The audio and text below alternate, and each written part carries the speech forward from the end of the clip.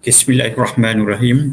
Assalamualaikum warahmatullahi wabarakatuh. Salam sejahtera kepada semua pendengar yang berada di atas talian dalam sesi kita pada petang ini. Dalam tajuk pembangunan sukan rekreasi di Malaysia. Okay, Alhamdulillah tuan-tuan dan puan-puan yang saya hormati, saya Mak Ali bin Ismail daripada Persatuan Jurulatih Rekreasi Malaysia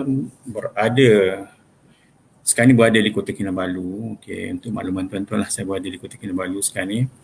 Okey, akan bersama-sama dengan orang kuat daripada Kementerian Belia dan Sukan pada petang ini. Senyum pula Cik Tuan Nur Azli.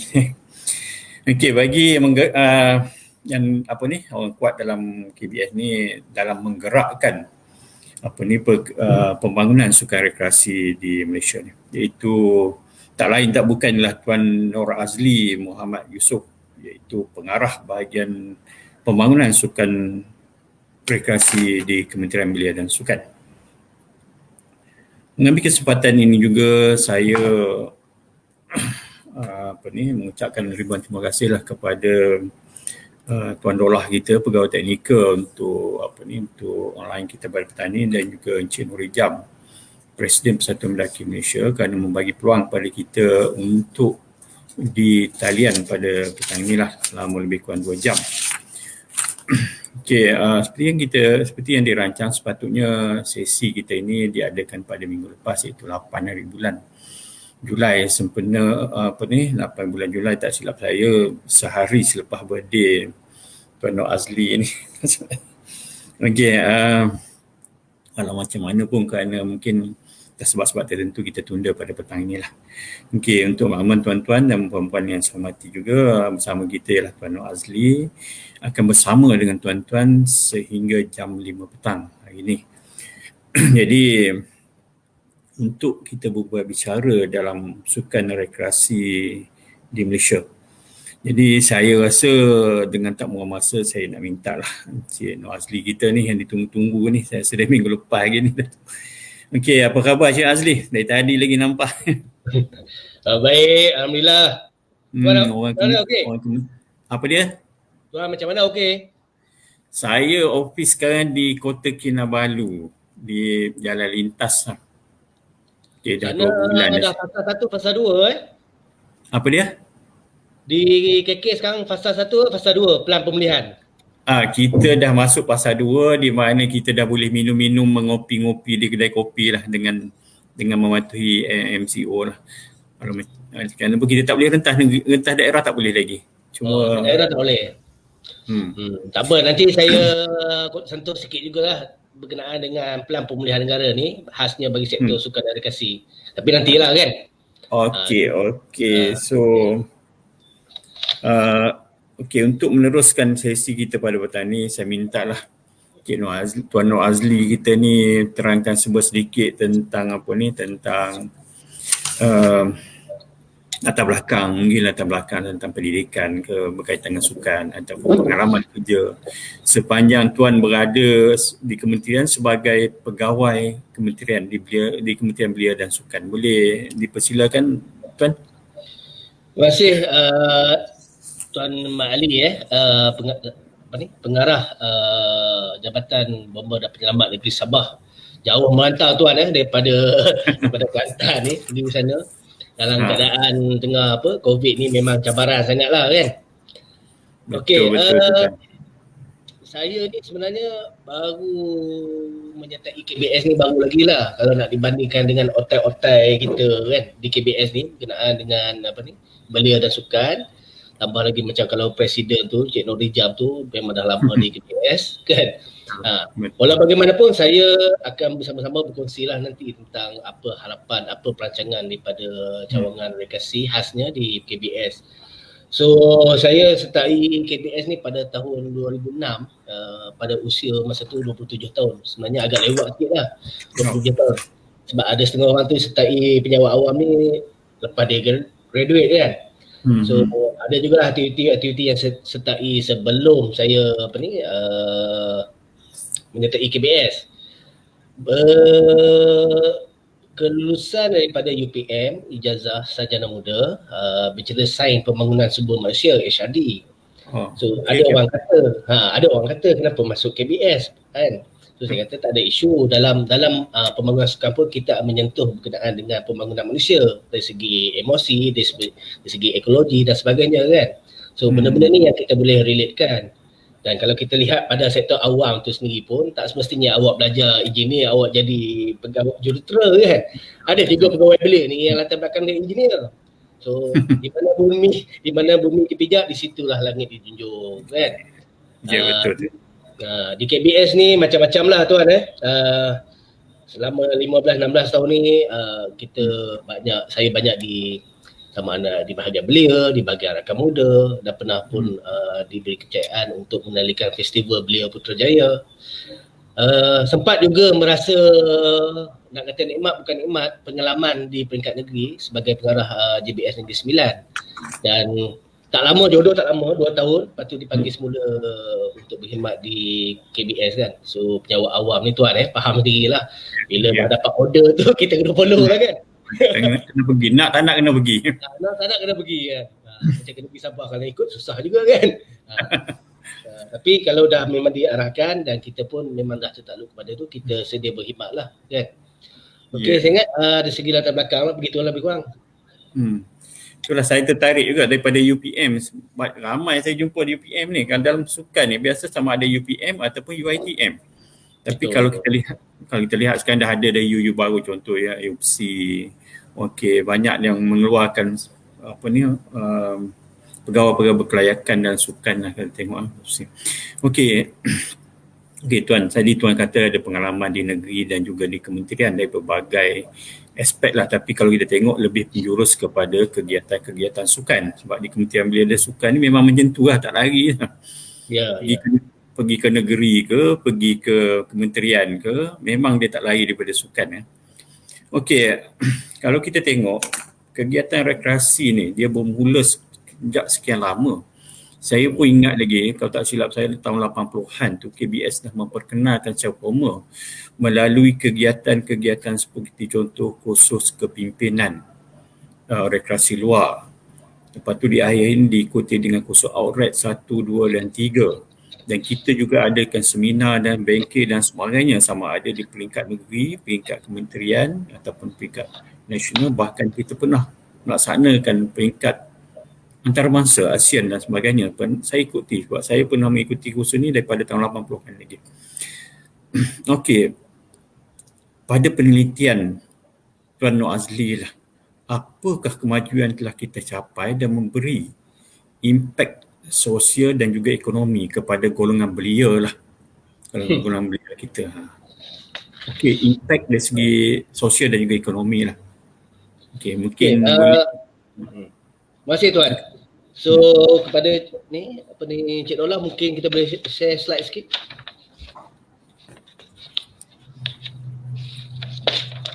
Sebab kalau nak bercakap pasal rekreasi ni sebenarnya dia wide kan. Rekreasi apa riadah. Dan kalau kita pergi kepada kamus Dewan pun dia menyatakan bahawa suatu aktiviti yang dibuatkan demi keseronokan, hiburan, kepuasan kan. So kalau ikut itu macam-macam benda yang kita buat ni sama ada secara berstruktur ataupun tidak tetap dikira rekreasi. That's why masa nak mula-mula gubal dulu berkenaan dengan SOP sukan. Sekarang ni kita masukkan juga SOP sukan dan rekreasi sebab rekreasi ni luas. You tak kira lah apa saja yang melibatkan aktiviti anggota badan berlaku dan disebabkan untuk kita mencapai kepuasan, kenikmatan ataupun kebahagiaan orang kata. So itu dah dikira rekreasi. Tak semestinya lah rekreasi luar orang kata yang lasak-lasak, panjat gunung dan sebagainya kan. Atau di belakang rumah kalau kita lompat setempat pun dah kira rekreasi. Itu dari segi definisi lah. So okay, next slide. So dari segi kita panggil kategori pun, kita ada dua yang kita boleh katakan sebagai jenis ataupun skop rekreasi ini, sama ada indoor ataupun outdoor. So far yang inilah yang saya pun dah go through berbagai research dan juga kajian daripada mana-mana penyelidik, doktor Dia pecah kepada dua, sama ada indoor ataupun outdoor. Outdoor ni saya ingat lebih kepada rekreasi luar seperti mana tim yang dikendalikan oleh PJRM. Tapi PJRM pun saya rasa ada juga yang berunsur indoor, khusus-khusus kan. So kalau kita lihat kepada definisi itu, lebih kurang dia sesuatu perbuatan untuk mengisi masa dengan aktiviti yang menyeronokkan dan memberikan kepuasan kepada seseorang Hindu. Masa terluang, mungkin kadang-kadang orang kata kan, sementara nak menunggu order siap, masa kita di KFC, McD dan sebagainya, kita main game. Kalau budak sekarang main game lah, ML ke PUBG. So yang itu pun dikata suatu aktiviti rekreasi ataupun riadah, pasal dia mengisi masa terluang, masa senggang. Mungkin hari weekend tak ada apa nak buat kan, PKPD pun semua tak boleh pergi merata, masuk hutan dan sebagainya, tetapi dia beriadah ataupun mengadakan jogging, berbasikal di sekitar kawasan kediaman pun dikira sebagai mengisi masa lapang dan di bawah kategori rekreasi. Okay, next.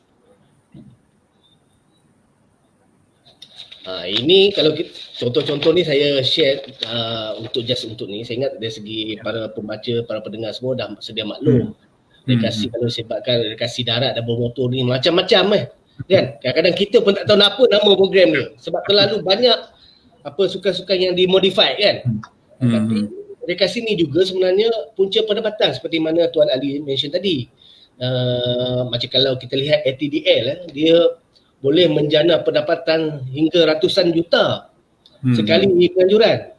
Dia bukan tertakluk kepada orang kata semata-mata dari segi tiket penonton, sebab ATDL tak ada penonton percuma kan, dia tak macam MotoGP, tetapi dari segi siaran, dari segi pelancongan, ini semualah yang menyumbang kepada industri dan juga peluang kerjaya kepada anak-anak muda. So di samping itu kalau kita lihat pacuan 4 roda, motocross, ini semua sumber. Sebenarnya untuk makluman tuan dan juga para pendengar, kami di peringkat kementerian sebenarnya memang kita dah memikirkan perkara-perkara ini. Sebab ada beberapa skop yang saya lihat untuk kita bangun ataupun gerakkan semula cawangan rekreasi ini, supaya beberapa skop kita ni ada 4, nanti saya kongsikan. 4 skop ini dapat kita capai khasnya dalam menempuh pandemik ketika ini. Ya. Okay, next slide. Okay, Tuan, kalau kita tengok ni, bila sebut rekreasi tu begitu luas sekali. Apa je yang boleh kita kata mengisi masa lapang dan memberi kepuasan kepada kita daripada aktiviti kita tu, kita sebut rekreasi. Gitu maksud Tuan tadi? Betul. Okay, kita tengok lagi. Okay. Semua bila dia dah berstruktur dan menjadi suatu pertandingan yang menawarkan kita panggil pingat ataupun itu dah kategori sukan prestasi tinggi. Tapi selagi dia diadakan secara suka-suka, kita pergi camping, pergi jungle trekking dan sebagainya, itu masih dikonsider sebagai rekreasi. Okay. Macam paragliding pun. Paragliding kadang dia suka je nak enjoy, walaupun sukan tu agak mahal, ada kos dan dari segi bahaya, tetapi itu masih dipanggil rekreasi ataupun riadah. Tetapi bila melibatkan pertandingan, para ni saya ingat sukan C dah masuk kan. Kita pun ada mempunyai pingat. So yang itu dah kira sukan prestasi tinggi. Okay. Macam ini ada juga tadi sukan darat dan bermotor. Ini dari segi sebenarnya lebih kepada struktur di cawangan rekreasi di KBS. So kita ada satu lagi unit, panggil unit isukan. Unit sukan air dan sukan udara. So ini lebih kurang carta untuk keahlian lah pegawai saya, tim saya di cawangan rekreasi ni. So kalau tuan-tuan lihat tu saya yang kat atas tu lah, tak apa nak insert kan. Okay, yang saya punya timbalan, patah balik. Mungkin kita nak share, mungkin ada yang dah dikenali dan mungkin ada yang belum mengenali lah. So macam timbalan saya ni, Encik Lim, dia mengawal ataupun mengurus perkara-perkara berkenaan dengan sukan udara. Kan? Apa-apa sukan rekreasi melibatkan udara, boleh berhubung dengan Encik Lim. Kemudian Encik Muazzam Shah ni, dia ni ini orang kata godfather untuk motorsport lah. So apa-apa saja isu berkenaan dengan motorsport, boleh merujuk dengan Cik Muazzam, dan tim di bawah Cik Muazzam ni ada Cik Aris dan juga Puan Nur Azrina, ataupun semua orang familiar dengan nama Nina lah. So Cik Aris ni dia lebih kepada sukan darat selain daripada bermotor. Contohnya macam ATDL, rekreasi hari ni yang kita bincang pada hari ni kan. Sebab hari ni dia tak dapat join sebab dia kurang sihat. Okey, tetapi kita ada seorang lagi, Puan Nina, yang bersama-sama di bawah unit sukan bermotor dan sukan darat. Di bawah Cik Lim tadi juga ada dua sektor ataupun dua unit yang saya susun, iaitu Cik Sofi. Cik Sofi ni akan menyaras berkenaan dengan sukan rekreasi berkaitan dengan ekstrim, skateboard, BMX dan sebagainya. Cik Rafidah pula berkenaan dengan sukan air dan juga e-sport. Ini semua ni yang kita kata ada sukan prestasi tinggi lah. Tambah-tambahan e-sport ni dia menjadi fokus buat tiket inilah oleh pihak kerajaan. Dan sebenarnya pun banyak nanti saya boleh share pasal e-sport ni yang mana banyak membantu belia-belia kita lah dari segi pendapatan, karier dan sebagainya. Dan di bawah beliau adalah Encik Adam, juga berkenaan dengan sukan air dan juga e-sport. Okey. Next. Okey, Tuan, kalau kita tengok sini, apa yang Tuan sebut tadi, contoh dia macam e-sport lah. Kalau dulu e-sport ni sukan macam sukan-sukan dalam video game dan sebagainya, kita sebagai untuk mengisi masa lapang. Betul. Sekarang kalau kita tengok banyak sukan-sukan ni yang dulu kita jadikan sebagai mengisi masa lapang. Kalau kita tengok macam contoh-contoh dia sukan kayak, dulu kita berekspedisi gitu je, tak ada pertandingan. Sama juga wall climbing, dulu kita buat just untuk leisure, untuk suka-suka je. Tapi sekarang kalau kita tengok, kebanyakan sukan-sukan yang gini dah di-upgrade kepada sukan yang bentuk high performance, di mana mereka ni ada hadiah, ada pertandingan, ada pemilihan peringkat negeri, peringkat negara. Bahkan kalau kita tengok dalam SEA Games, SEA Games ni pun kita ada e-sport tak silap. SEA Games ke Asia Games? SEA Games. SEA Games. So kita tengok banyaklah sukan yang dulu sebagai rekreasi, sebagai memenuhi masa lapang, tapi di-upgrade kepada sukan berprestasi tinggi. Mungkin apa pandangan Tuan lah dalam mengupgradekan sukan-sukan begini kepada yang berprestasi tinggi lah. Okey. Pandangan Tuan lah.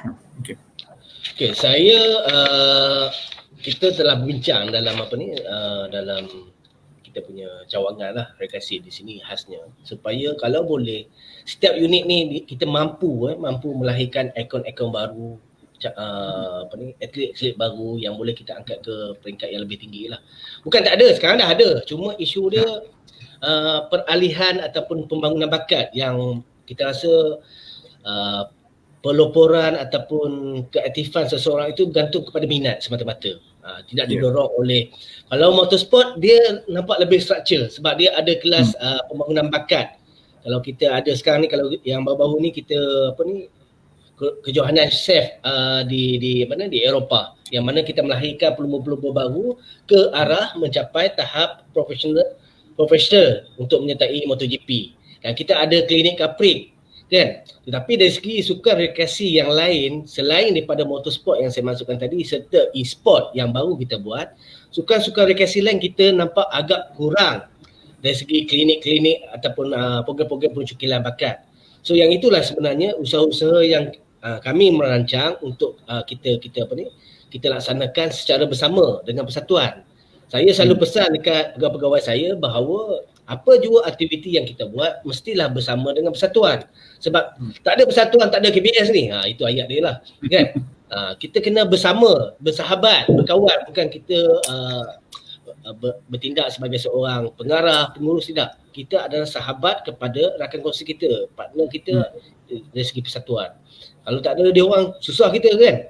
So cabaran kami selain daripada mengenali pembangunan bakat ini, kita juga nak mempromosikan supaya benda itu diterima dengan baik.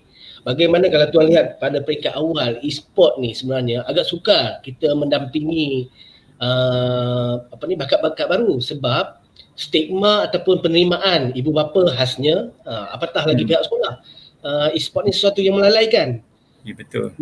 Nak tak nak sebenarnya e-sport ni boleh menjana pendapatan yang bernilai 5 angka, lebih 5 angka untuk seorang belia. Saya kebetulan saya berada di Negeri Sembilan sebagai pengarah di sana. Seketika saya amat sebenarnya boleh katakan terkejut lah, sebab ada seorang belia ni berumur lebih kurang dalam 19 ke 20 tahun menjana pendapatan 15,000 sebulan, kan? 15,000 sebulan. Dia berasal bukan daripada Bandar Seremban, dia berasal daripada Kuala Pilah. Dia punya kelajuan internet dia pun 10 megabyte je, bukan 100, bukan 30, 10 megabyte.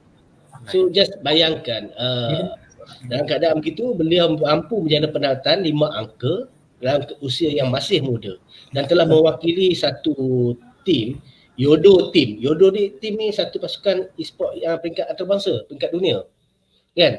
So yang ini kalau kita lihat juga kan dari segi fungsi cawangan tu, saya ingat saya dah sentuh tadi dari segi menyediakan pelan program kepada penggiat-penggiat sukan dan rekreasi. So yang ini saya mungkin program-program sebelum ini dah ada, cuma kita lebih menjurus kepada setiap jenis-jenis itu. Itu yang agak mencabar sikit, sebab kalau kita dari segi peringkat kementerian ni dia kekengan peruntukan lah.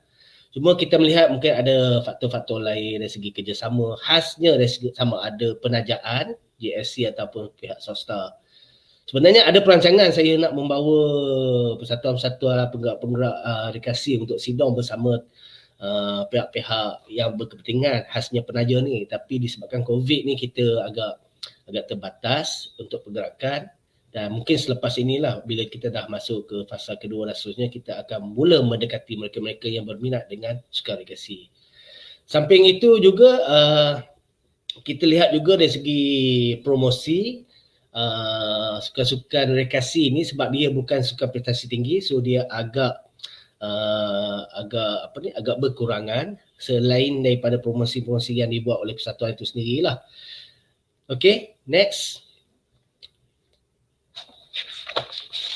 Okay, ini yang saya sebutkan tadi Tuan Ali tentang kita punya skop di cawangan rekreasi ni. Kalau kita lihat, Tuan lihat ada 4 perkara utama yang cuba kami bawa, kami carry daripada setiap pegawai. Iaitu yang pertama sekali adalah akreditasi, yakni pentaluhan. Yang ini yang penting.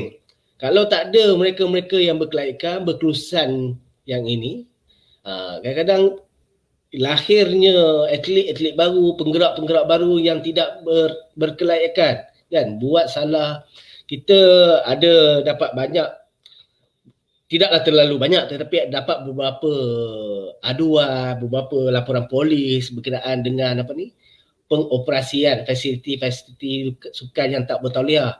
Ada juga kes-kes kemalangan, kan, yang melibatkan kecacatan dan sebagainya sampai ke pihak kita, dan yang inilah sebenarnya yang kita nak bantu supaya semua penggerak-penggerak ni dapat kita bekalkan. Maksud saya itu bekalkan supaya mereka ini boleh digunakan oleh pihak industri. Kadang-kadang pihak industri ni dia nak pakai tetapi dia tak jumpa ataupun tak ada orang yang mampu, kan. Contoh nak panggil Tuan Ali ni ada kat Sabah, kan. So keperluan contoh di Terengganu tu banyak ataupun di Kelantan tu banyak. Mungkin ada saudara Encik Norizam dan sebagainya, tetapi sebenarnya dari segi kapasiti ni masih belum mampu membekalkan tenaga-tenaga bakar yang bertauliah. Sebab sekarang ni juga untuk maklumat, saya yakin tuan-tuan pun sedia maklum, pihak pelancongan pun dah memang bekerja rapat dengan pihak sukan rekreasi ni, kan. Kita lihat banyak jugalah sektor-sektor pelancongan yang terkesan khasnya sukan rekreasi ni apabila SOP kita ataupun kita mengenakan perintah kawalan pergerakan. So banyak juga saya berbincang dengan pihak MOTEC berkenaan dengan pembukaan sektor sukan rekreasi di hotel-hotel ataupun di resort-resort. So nanti ada di fasa yang keempat, nanti saya akan berkongsi pula dari segi pelan pemulihan negara, khasnya dari segi sektor sukan dan rekreasi. Yang kedua dari segi latihan dan kemahiran e-skill. Yang ini tuan-tuan, yang tadi kita cerita pasal jurulatih-jurulatih yang berkelaikan, yang bertauliah, yang diiktiraf, bukan setakat di peringkat tempatan, tetapi juga kita boleh ekspor ke peringkat antarabangsa. Saya mendapat makluman juga ada setengah jurulatih kita ni yang dijemput untuk memberikan talk, memberikan kuliah, dan di peringkat antarabangsa. Dari segi latihan kemahiran ni sebenarnya bukan tak ada. Macam semalam saya dengar juga daripada Encik Mus berkongsi tentang dia punya pusat latihan dan sebagainya. Tetapi disebabkan COVID tak boleh nak buka. Tetapi kita kena melihat senario semasa. Macam mana kita nak pastikan latihan ni, kemahiran ni kita dapat beri walaupun tak boleh berjumpa secara fizikal. Sama juga macam kursus-kursus outright yang kami buat. Kita terpaksa ubah menjadi modul online. Walaupun dari segi realitinya memang tak sama fizikal dengan fizikal dengan online, tetapi at least dari segi pengetahuan. Cuma nak mengeluarkan CJ outright level 1 for example mungkin kita tak dapat lah pasal dia belum ada dari segi amali ataupun praktikal. Yang ketiga dari segi pembangunan bakat, itu yang saya mention tadi. Kalau motor kita dah nampak dah pelan dia, ada persatuan yang tackle. Dari segi e-sport pun dah ada. Tetapi dari segi penggunaan bakat untuk rekreasi secara general, kita belum nampak satu mekanisme, satu structure yang tersusun untuk mengenali mereka-mereka yang boleh diketengahkan, khasnya untuk diangkat sebagai atlet prestasi tinggi. Dan skop kita yang keempat adalah dari segi sukan massa ataupun pembudayaan sukan. So yang ini sebenarnya hasrat kita, dan saya dari segi kajian yang dikeluarkan oleh Institut Pendidikan Belia IRIS, indeks budaya bersukan kita sebenarnya telah mencapai satu angka yang baiklah, sebenarnya 50 ke 58%. Walau bagaimanapun kalau mengikut sasaran visi sukan negara yang kita baru lancarkan, sekarang ni baru peringkat canvas, kita mensasarkan indeks budaya sukan kita mencecah 62%. So cabaran kita antara 57 nak mencapai ke 62% lah. So untuk visi sukan pun nanti saya akan kongsikan secara ringkas sikit kemudian. Okey, Tuan, kalau kita tengok fokus Tuan ni kepada 4 perkara, iaitu latihan, kemahiran, lepas tu pembudayaan sukan tu, pembangunan bakat, dan last sekali pentauliahan lah. Kalau kita tengok sekarang ni dalam keadaan sekarang, sebelum COVID ke apa sebelum ni, kita tengok pembudayaan sukan tu dah menjadi-jadi di negara kita. Kalau kita tengok yang geng-geng pendaki ni, hujung minggu mereka akan mendaki, yang kayu basikal akan berbasikal, yang senam aerobik akan senam aerobik. Tapi kita dapati dari segi pentauliahan mereka tu, kadang-kadang mereka buat tu ikut trend semasa. Betul. Jadi dari segi pentauliahan, kejurulatihan dan sebagainya, yang ni yang saya rasa perlukan kerjasama daripada NGO ataupun daripada persatuan-persatuan dengan KBS lah. Sebab ialah saya daripada pasukan penyelamat, saya nampak di sini bila kita buat sesuatu tanpa knowledge, tanpa pengetahuan, tanpa kemahiran dan tanpa pentauliahan, maka akan terjadilah perkara-perkara yang tak diingini. Kesat kautan, jatuh kat tebing tinggi dan sebagainya. Okey, sinilah kita nampak persatuan ataupun NGO ni perlu main peranan bersama dengan KBS jugalah. Betul, setuju. Okey. Cuma itulah pasal COVID ni, kita tak boleh nak bersemuka, tak boleh nak menggerakkan semua jentera-jentera ataupun structure yang kita ada di peringkat negeri ataupun daerah lah.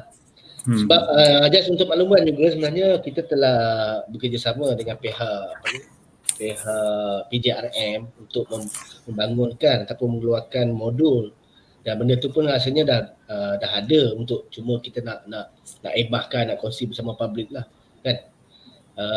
Dari segi modul itu untuk rekreasi luar, tetapi untuk penggiat-penggiat rekreasi yang lain pun kita di peringkat kementerian mengalur-alurkanlah sebarang usaha untuk bekerjasama tu. Sebab macam saya beritahu tadi, setiap pentauliahan tu mesti diakreditasikan, mesti disahkan oleh satu badan. Kalau di Malaysia ni mungkin KBS lah sebagai dia punya bapa dia kan. So barulah kita akan iktiraf. Sebab kalau tidak, kita takut nanti ada pelbagai akreditasi ataupun pentauliahan. Sebab dalam industri ni saya tengok ada juga yang kadang-kadang tu mungkin dia menggunakan pentauliahan yang palsu ataupun yang tidak diiktiraf. Itu bahaya juga sebenarnya kan. Bukan saya orang kata tak ada pihak autoriti, tidak pihak autoriti untuk pentauliahkan. Betul. Kadang-kadang ada juga yang pakai logo KBS tapi semua Hmm. kita pun tak tahu pun. Hmm. So yang bila logo KBS ni sensitif, orang tengok oh ni logo KBS, ini kerajaan dah Ya. endorse. Tapi dari segi rekodnya kita tak ada. Betul. Itu realiti lah. Dan setakat ni tak adalah lagi sampai tahap kita nak hantar penguatkuasa pergi periksa dan sebagainya. Pasal di peringkat negeri fasiliti sukan ini khasnya rekreasi dia tertakluk kepada PBT. Kan? Ataupun mungkin kalau ada setengah tu melibatkan bomba dan sebagainya. Ya. Okey. Dari segi persatuan juga just kebetulan kita dah sebut kan, sebenarnya dari segi rekod yang berdaftar dengan Pesuruhjaya Sukan untuk peringkat kebangsaan betul-betul yang aktif sekarang ni kita ada 13 saja peringkat kebangsaan. Peringkat negeri 81 dan peringkat daerah 1010. Itu yang berekod dengan kita lah. Tetapi saya faham sebenarnya bila kita melalui tempoh yang sukar ketika ini iaitu pandemik ini, memang nak dapat yang 13 tu yang betul-betul proper dia punya MYKB dia pun saya susah saya nak cakap lah pasal kita faham kekangan kan. Sebab majoriti yang ada pasal persatuan yang ada dalam industri rekreasi khasnya kebanyakan masih bercorak tradisional. Tradisional ni maksud saya masih bergantung kepada subsidi ataupun bantuan daripada pihak kerajaan. Bukan semua, ada yang boleh survive, ada yang tak perlu pun bantuan daripada KBS. Tapi majoriti masih memerlukan. Tak semestinya dari segi bantuan mentadbiran, kadang-kadang bila kita buat program KBS kan ataupun minta sedikit bantuan. Bagi kita tak ada isu sekiranya benda itu boleh dilaksanakan. Cuma kalau peringkat daerah tadi bayangkan ada 1000, 10 persatuan kita nak bagi kan. Takkan nak bagi seorang 1000. Nak buat apa kan, dia kata ini tuan nak buat apa 1000, mesti dia paling kurang 10,000 ataupun 20,000. But kita cuba tengok dari segi itu yang saya sentuh tadi dari segi penajaan ataupun kerjasama dengan JSC. Mungkin kita panggil satu sektor, satu industri, satu penaja JSC untuk sama-sama terlibat. Okey tuan, saya tertarik tadi bila tuan cakap seorang pemuda berusia lebih kurang 19 tahun tapi boleh menjana pendapatan sehingga 5 angka melalui e-sport. Okay, kata silap saya tadilah. Kalau kita lihat di sini, saya rasa kegiatan rekreasi ni satu bentuk yang perniagaan yang luas. Betul. Macam-macam kita boleh buat dari segi penggiat tu sendiri melaksanakan aktiviti ataupun yang menyediakan peralatan, menyediakan tempat, menyediakan macam-macam lagi lah. Ya. Okay. Apa pandangan tuan kalau kita katakan rekreasi ni boleh dijadikan satu industri ataupun satu perniagaan? Kalau pertanian dulu kita panggil pertanian suatu perniagaan, sekarang kita jadikan rekreasi sesuatu perniagaan ataupun industri. Apa pandangan tuan mengenai perkara ni?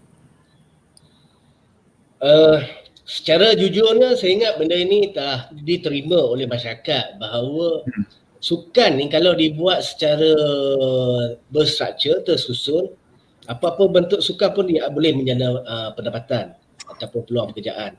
So apatah lagi rekreasi. Rekreasi ni pelbagai aktiviti kegiatan yang amat luas macam saya beritahu tadi kan. Manjat gunung pun kalau betul kita punya marshallnya, kita punya dia panggil tu yang apa kita panggil? Guide dia. Guide tu semua berbayar. Cuma kita itu yang tadi kita berbalik kepada pentauliahan ataupun persijilan supaya public ataupun rakyat yang nak pergi memanjat gunung tu mendapat guide yang profesional, guide yang bertauliah, yang terlatih. Tak ada guide yang just sebab dia kerja angkat berat, badan sedap dia jadi guide kan. Tidak kan. Pasal itu perlukan pengetahuan, perlukan kemahiran. Lepas tu dia bawa orang separuh jalan, dia tinggal macam tu je.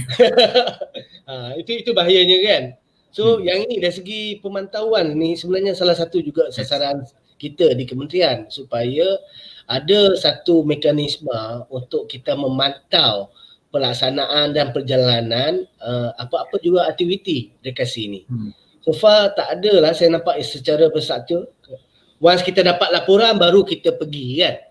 Baru kita pergi lihat, pergi bagi nasihat ataupun pandangan. Tetapi selagi tak ada dia berjalan begitu saja.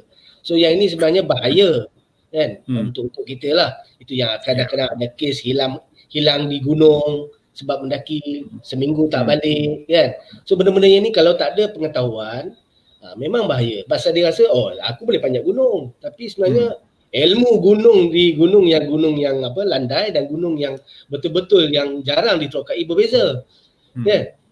So yang itu saya rasa dari segi rekreasi luar tuan semua lebih arif pada saya lah. Cuma apa yang saya nak highlight adalah dari segi kawalan tu. Macam mana kita nak kalau persatuan ataupun pihak di luar sana nak bersama-sama dengan KBS untuk kita come up dengan satu mekanisme yang proper bagi mengawal selia keadaan ini. Saya ingat kita alur-alurkan sangat. Mungkin kita boleh buat engagement dalam bentuk begini pun khas untuk satu area tersebut. Kan? So menyentuh tadi kebetulan dah buka ni dari segi sebenarnya cabaran dalam zaman sekarang ni berapa cabaran yang kita kena lihat dalam SOP, khasnya SOP rekreasi luar lah.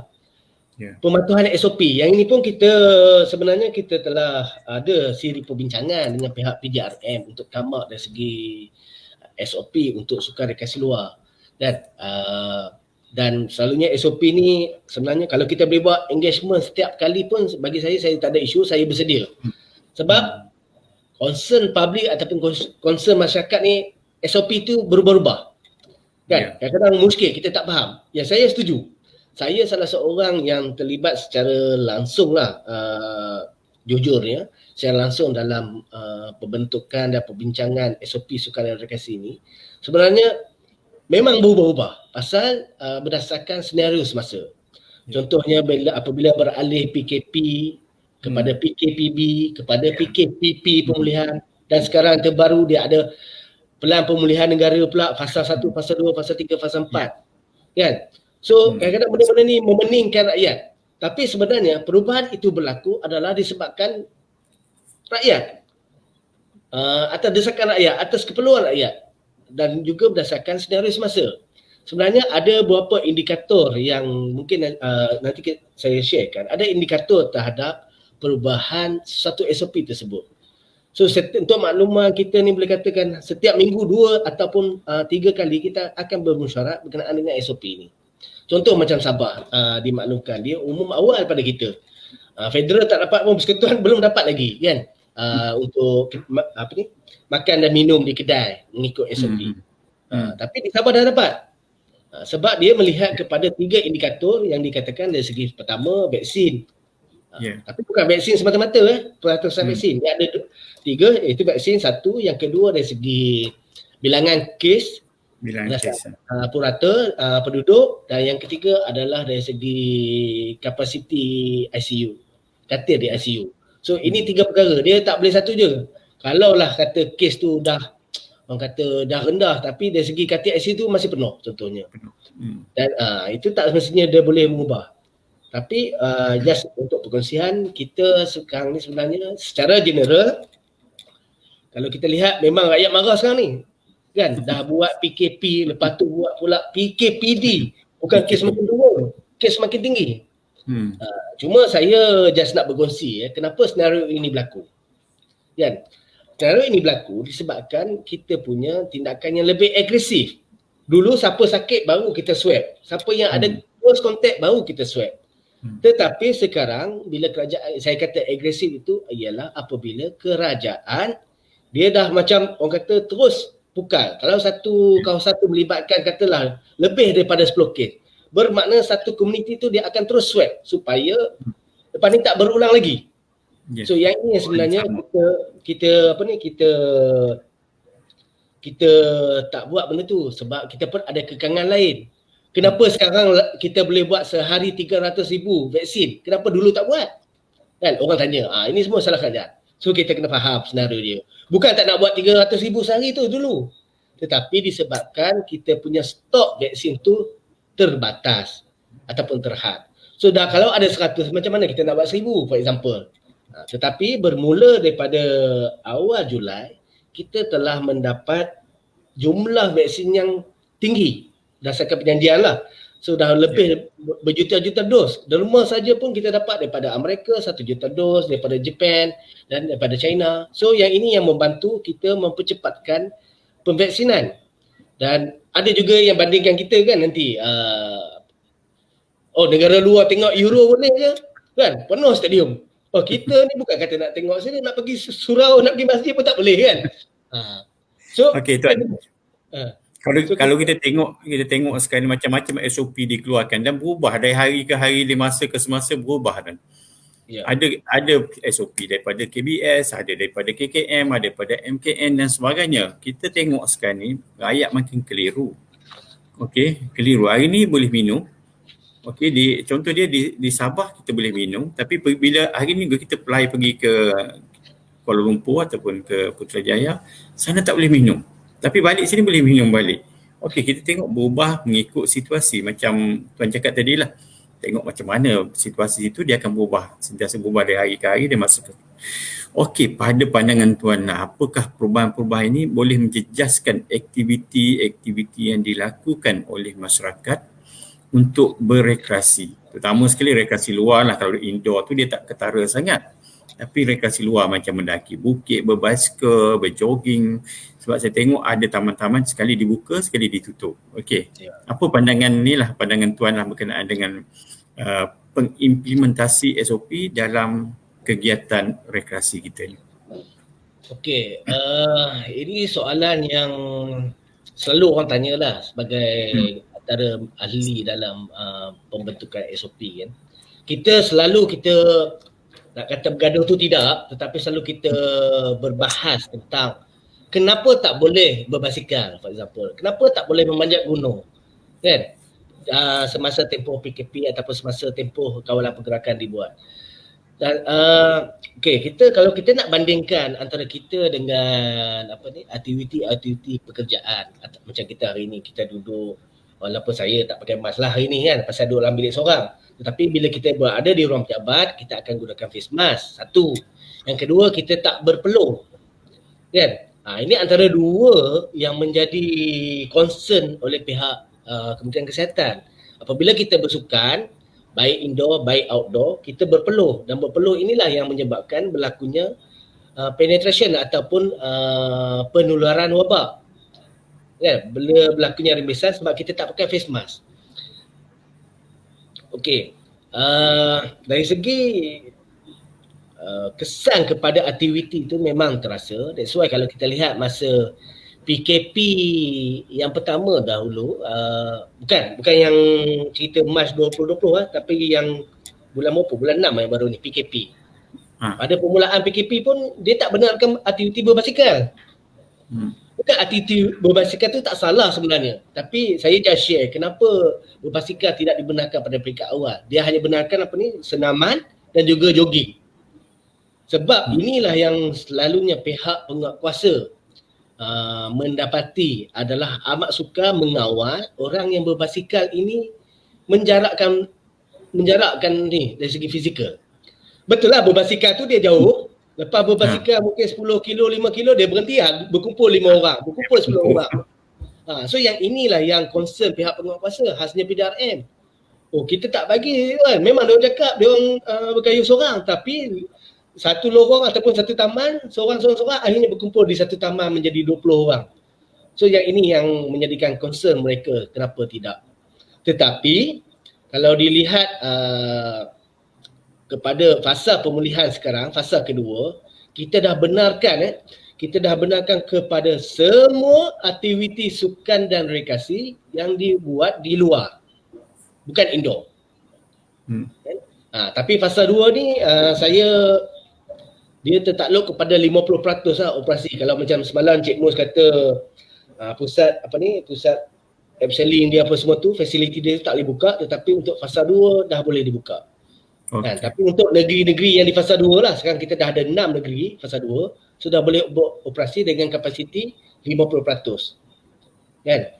So dari segi kesan tu memang amat kesan. Kalau tuan kata tadi indoor tak apalah dia orang tak.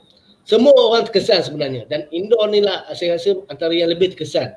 Contohnya macam gym Gym ni lebih kurang purata hasil kajian yang kita buat, sebulan dia akan kerugian lebih kurang dalam 20,000 untuk satu operasi. Ini kajian yang kita buat lah daripada 350 orang. So yang ini juga sebenarnya saya bukan tertarik, saya terasa inisiatif untuk kita bersama-sama juga, kalau boleh lah daripada mana-mana pihak persatuan bersama-sama dengan kita ataupun mengambil inisiatif masing-masing melalui persatuan masing-masing ataupun gabungan masing-masing untuk come out satu data berkenaan dengan kesan daripada COVID-19 ni. So kalau dapat cantik lah tu. Kalau yang ni kata kita nak fokus pada rekreasi luar, okey, kita concern berapa banyak operator yang terlibat, berapa ramai pekerja-pekerja yang terkesan ataupun yang hilang pekerjaan, yang hilang sumber pendapatan. Memang ramai, saya akui. Kalau macam motorsport tu, kita dalam sukan motorsport kita kehilangan dekat 200 juta. Kan? Banyak. So kalau sukan rekreasi ataupun rekreasi luar, berapa banyak yang kita terkesan. So figure ini yang kita sebenarnya, saya akui kita pun di peringkat KPS masih belum dapat compile secara menyeluruh melibatkan semua ini. Tapi saya yakin, saya percaya apabila satu fasiliti tu pastilah ada dia punya rantaian dia, sama ada makcik cleaner, sama ada dari segi caterer, kan, dari segi teknikal, dari segi jurulatih, semua terkesan dalam sumber pendapatan. Tapi dari segi figure tuan, kita memang belum ada data khusus untuk rekreasi. Okey.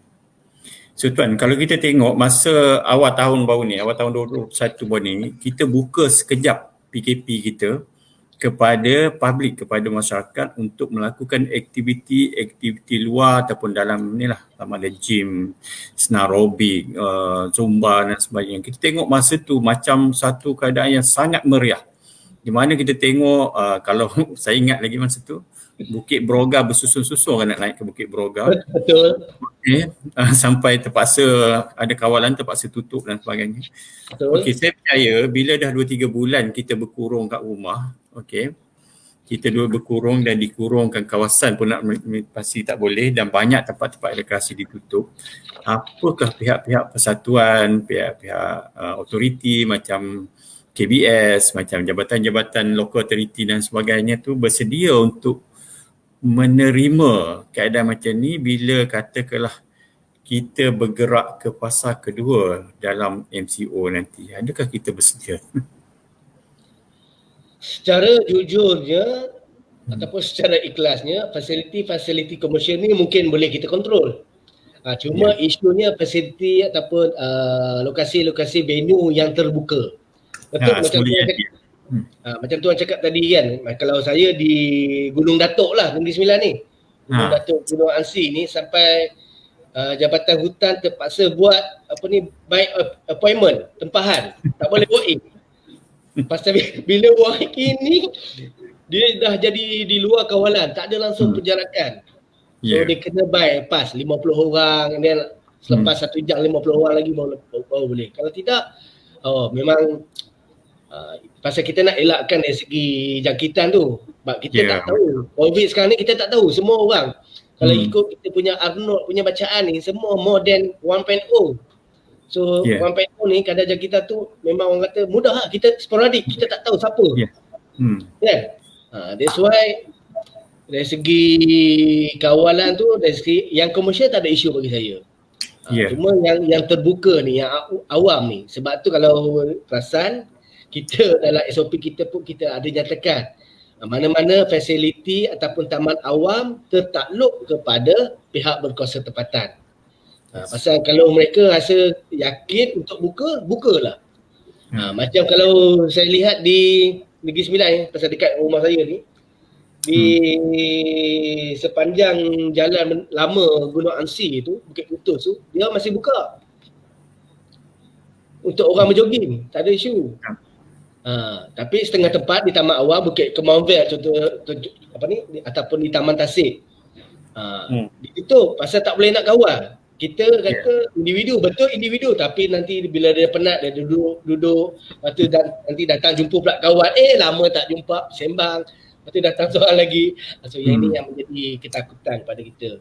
Dari segi komersial, insya-Allah kita boleh kawal, pasal pihak komersial ni memang kita ada engagement untuk pastikan dia orang mematuhi SOP, dan SOP dia pun mudah. Contohnya main bola kan.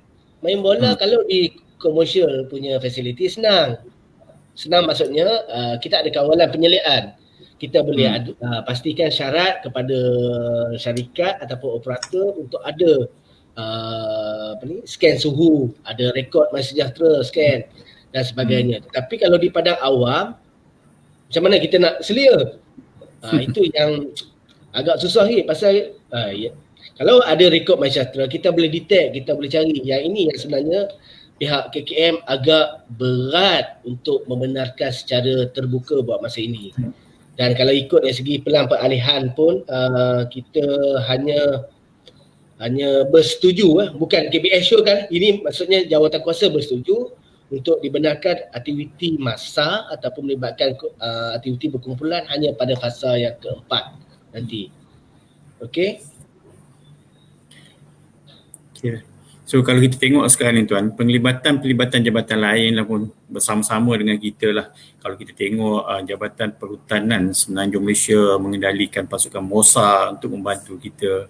Dan saya percaya juga pihak-pihak Jabatan Kerajaan Tempatan pun menyediakan petugas-petugas atau penguat kuasa untuk membantu KBS dalam hal ni lah. Okay, Jabatan Bombo pun kita ada kita ada MOSA di Gunung Kinabalu untuk membantu pihak-pihak pihak taman negeri sana dalam melaksanakan SOP dan sebagainya lah. Mungkin Cik Lola boleh terus share kepada slide pemulihan negara. Pasal kita dah sentuh pasal SOP. Next. Okay. Alang-alang pasal kita dah sentuh, so ramai juga yang follow kita punya ni, mungkin saya boleh share. Benda ni bukan rahsia, pasal benda ni dah ada dalam portal Majlis Keselamatan Negara MKN. Dah ada juga di portal Kementerian Kesihatan Malaysia. Tapi yang ini lebih kepada kita panggil kerangka ataupun pelan. Tak semestinya, mungkin akan berubah berdasarkan 3 isu tadi. Kalau kita lihat tadi macam saya beritahu, ada 3 faktor: bilangan kes, bilangan penggunaan katil di ICU dan juga kadar vaksinasi. Kalau tuan-tuan lihat sekarang kita berada pada bulan Julai. Okey. Bulan Julai kita punya unjuran populasi ataupun komuniti kita yang mendapat vaksinasi komplit adalah bersamaan dengan 10%. So sekarang kalau ikut pengumuman Yang Berhormat Khairi Jamaluddin KJ Menteri Mosti, semalam kita punya peratusan itu dah capai. Maknanya secara dasarnya, secara generalnya kita dah boleh beralih ke fasa kedua. Kan? Ini dari segi fasa, dari segi aktiviti nanti saya ada slide di belakang. So maksudnya 10% paras penggunaan katil mesti di tahap sederhana. Dimaklumkan paras penggunaan katil di Klang Valley, khasnya Selangor dan Kuala Lumpur masih melebihi 90%. So agak sukar lah. Dan bilangan kes pun sekarang 9,000. 9,000 ni sebab kita buat ujian ataupun saringan berkelompok terus. Bersasar. Kalau satu komuniti terus. Kalau kilang habis semua kita buat vaksinasi. That's why kita dapat satu figure yang baik. Dan semalam juga DG Kesihatan Tan Sri Nur Hisham juga dalam sidang media menyatakan bahawa jumlah 9,000 ini akan mula berkurangan paling lewat 2 minggu daripada sekarang. Dijangkakan bermula seminggu, figurnya akan menurun disebabkan saringan bersasar yang dibuat. Yang kedua disebabkan kadar vaksinasi yang dibuat. Kalau tuan-tuan maklum, sekarang ni pun kita telah tambahkan pelbagai kaedah pemvaksinan. Bukan berpusat di PPV kerajaan semata-mata, tetapi kita telah bekerjasama dengan pihak swasta di bawah PIK, di mana sektor-sektor ataupun golongan-golongan yang mempunyai risiko yang tinggi telah dikenapasti untuk divaksinkan terlebih dahulu. So kepada penggerak-penggerak industri, khasnya industri rekreasi pun sebenarnya ada inisiatif ni yang boleh kita tackle. Nanti ada di bahagian inisiatif slide yang akhir nanti saya akan kongsikan inisiatif kerajaan untuk penggiat industri sukan mendapat kelebihan ataupun manfaat khasnya dari segi vaksin. Sebab vaksin ni penting orang kata okey sekarang kita vaksin kita masih tak boleh bawa apa-apa, tak boleh mentas daerah, tak boleh pergi masjid, tak boleh pergi mana-mana. Tapi just untuk makluman bersama, memang sebenarnya dalam pembincangan KKM pun dah umumkan, mungkin seawal bulan depan dia akan umumkan dasar pasport vaksin ni. Dasar pasport vaksin ni bermaksud mungkin mereka yang dah complete 2 dos vaksin tu akan diberikan kelonggaran bagi aktiviti-aktiviti tertentu. Contohnya dah mungkin boleh ziarah, dah mungkin boleh pergi merentas negeri kan, sebab dia dah ada complete dos tadi. Dan kalau lihat juga dari segi PKP fasa pertama yang kita lalui ketika ini khasnya di Klang Valley pasal sekarang ni PKPD kan, diperketatkan, so dia tak termasuk ni.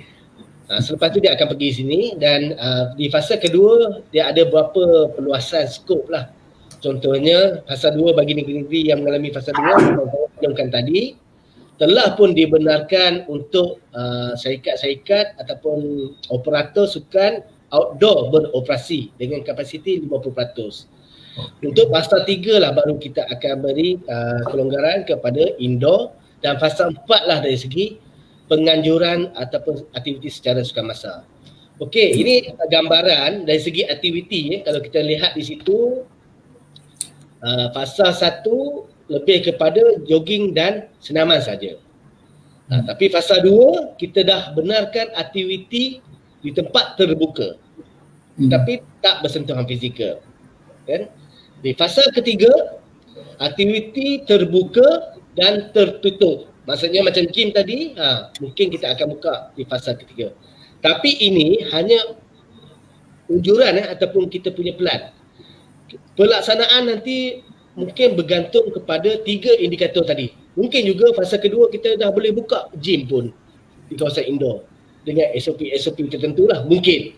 For example, mungkin mereka yang dah mempunyai 2 dos vaksin ataupun complete dos dah boleh menggunakan gym misalnya, ataupun mereka yang telah mempunyai complete dose mungkin dah boleh melakukan aktiviti secara bersentuhan. Kan? Okey. So dari segi yang lain-lain tu, dari segi masa ada perbezaan sedikit lah daripada fasa 1, fasa 2, fasa 3 dan fasa 4. Okay, next. Ini secara general Okey tuan, kalau kita tengok sini, perubahan dari satu fasa ke satu fasa tu dia bergantung kepada KPI yang disediakan, iaitu kurangkan penggunaan katil tu biar bertambah lah. Maksudnya kekosongan di ICU tu meningkat. Okey. Yang kedua, tingkatkan vaksinasi kita tu. Yang ketiga sekali, kita kurangkan bilangan kes.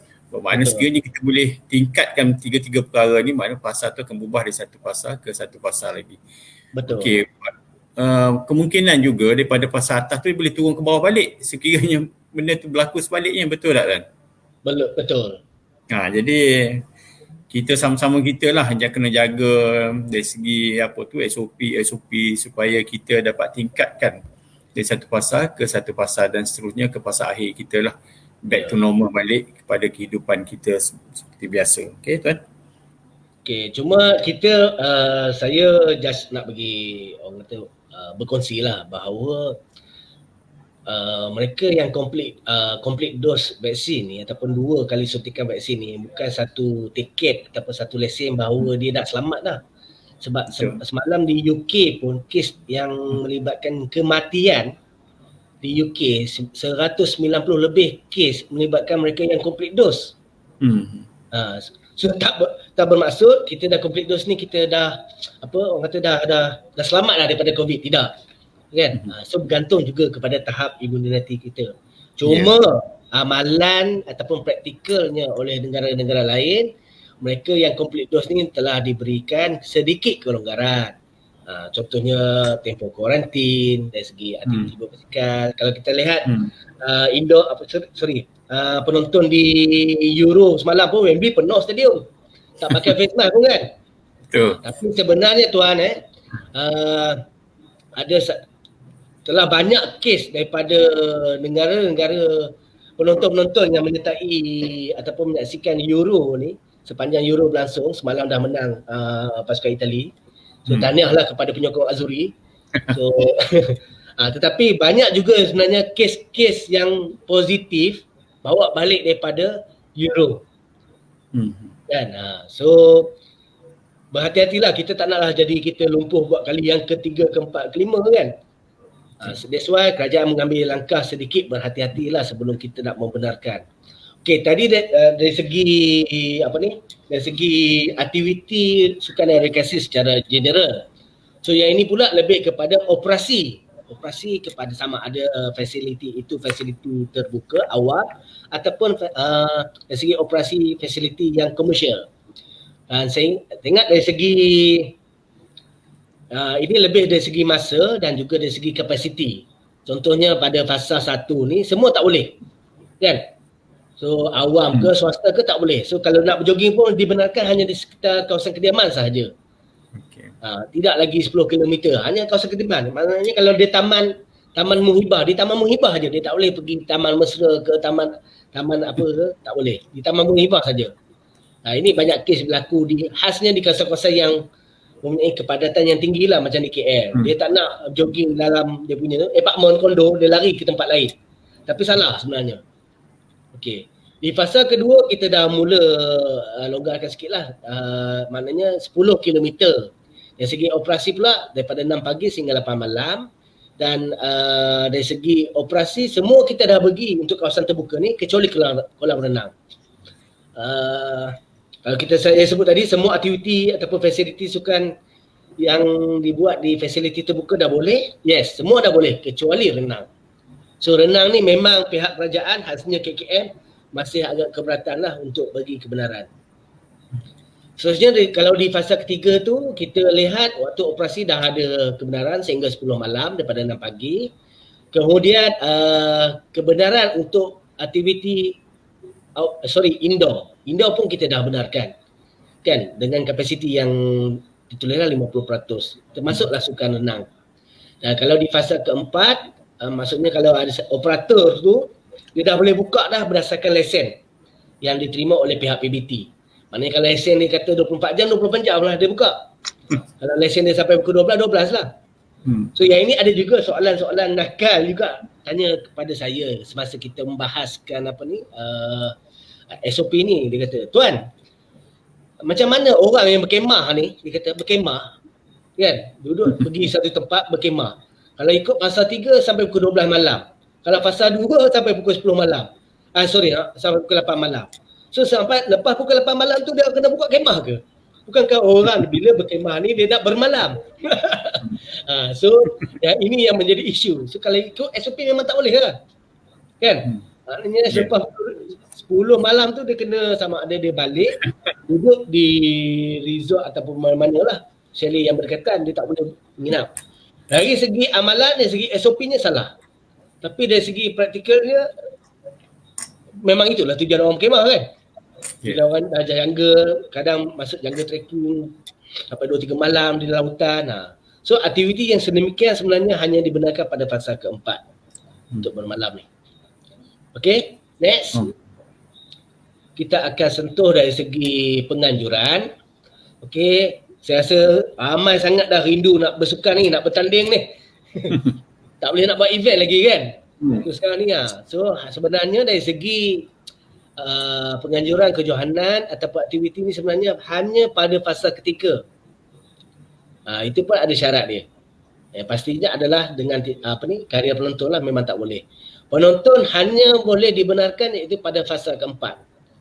Kalau ikut dari segi kita punya carta tadi, pelan pemulihan tadi, fasa keempat ni akan jatuh pada bulan November dan Disember. Kan? So maknanya boleh buat pertandingan pada fasa ketiga tapi tanpa kehadiran penonton. Bagi fasa kedua dari segi pertandingan ni sebenarnya hanya 3 sahaja pertandingan yang dibenarkan. Okey. Pertama, program-program ataupun pertandingan yang di bawah KBS sahaja. KBS ni sebenarnya lebih merujuk kepada Majlis Sukan Negara MSN yang mana akan menganjurkan pertandingan tertutup bagi pemilihan atlet-atlet ke sukan-sukan tertentu seperti sukan Olimpik. Itu dia panggil keluasan kepada pihak KBS. Yang kedua, Liga Bola Sepak Malaysia MFL dan ketiga adalah Petronas Kapu.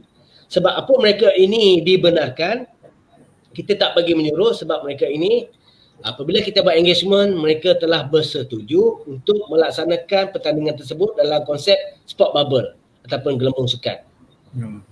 So, inilah kalau pihak tuan-tuan pun rasa penggiat imigrasi sanggup menggunakan approach sport bubble ini. Sport bubble ni maksudnya tak ada isu pun, boleh memohon. Kan? Boleh adakan perbincangan bersama pihak kita dan kita akan angkat kepada MKN untuk kelulusan. Sport bubble maksud maksud tuan tu stop bubble ni bermakna penggiat sukan lain boleh memohon juga dengan bagi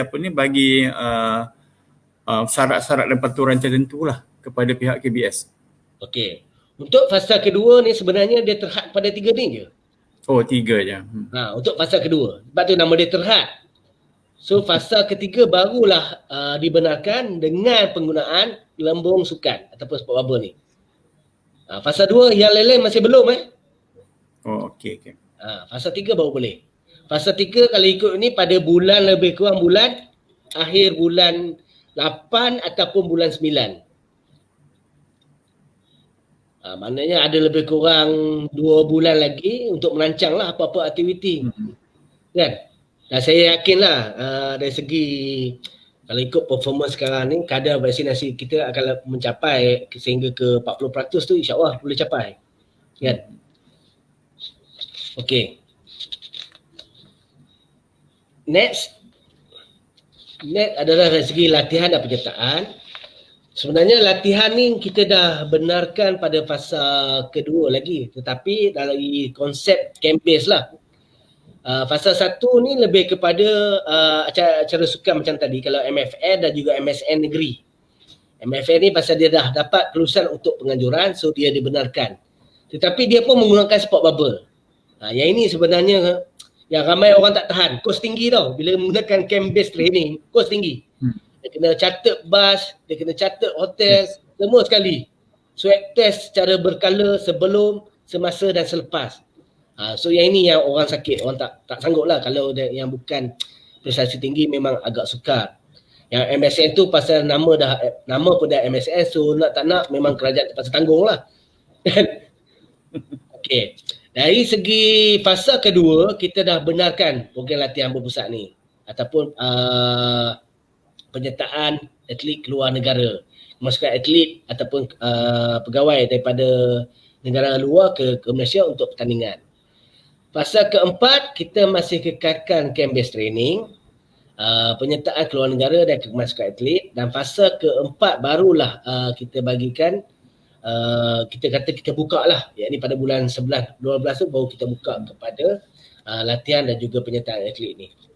Tapi secara amnya sebenarnya pada ketika ini pun KBS memang memproses permohonan atlet kita untuk pertandingan di peringkat antarabangsa. Sebab itu kalau ikut dalam warta SOP yang kita keluarkan, mana-mana permohonan dengan pihak immigration ataupun dipanggil My Travel Pass yang disediakan oleh pihak immigration, dia ada letakkan syarat dengan sokongan KBS. So semua permohonan ini biasanya akan dipanjangkan ke bahagian ataupun cawangan rekreasi.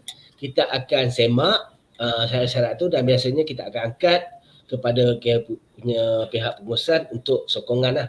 Kita akan keluarkan surat sokongan dan baru immigration akan keluarkan atau memberikan kebenaran mereka menyertai. Dah banyak permohonan sebenarnya kita terima dan kita benarkanlah. Tak perlu tunggu fasa kedua, tak perlu tunggu fasa ketiga pun. Sebenarnya benda tu dah berlaku pun sekarang.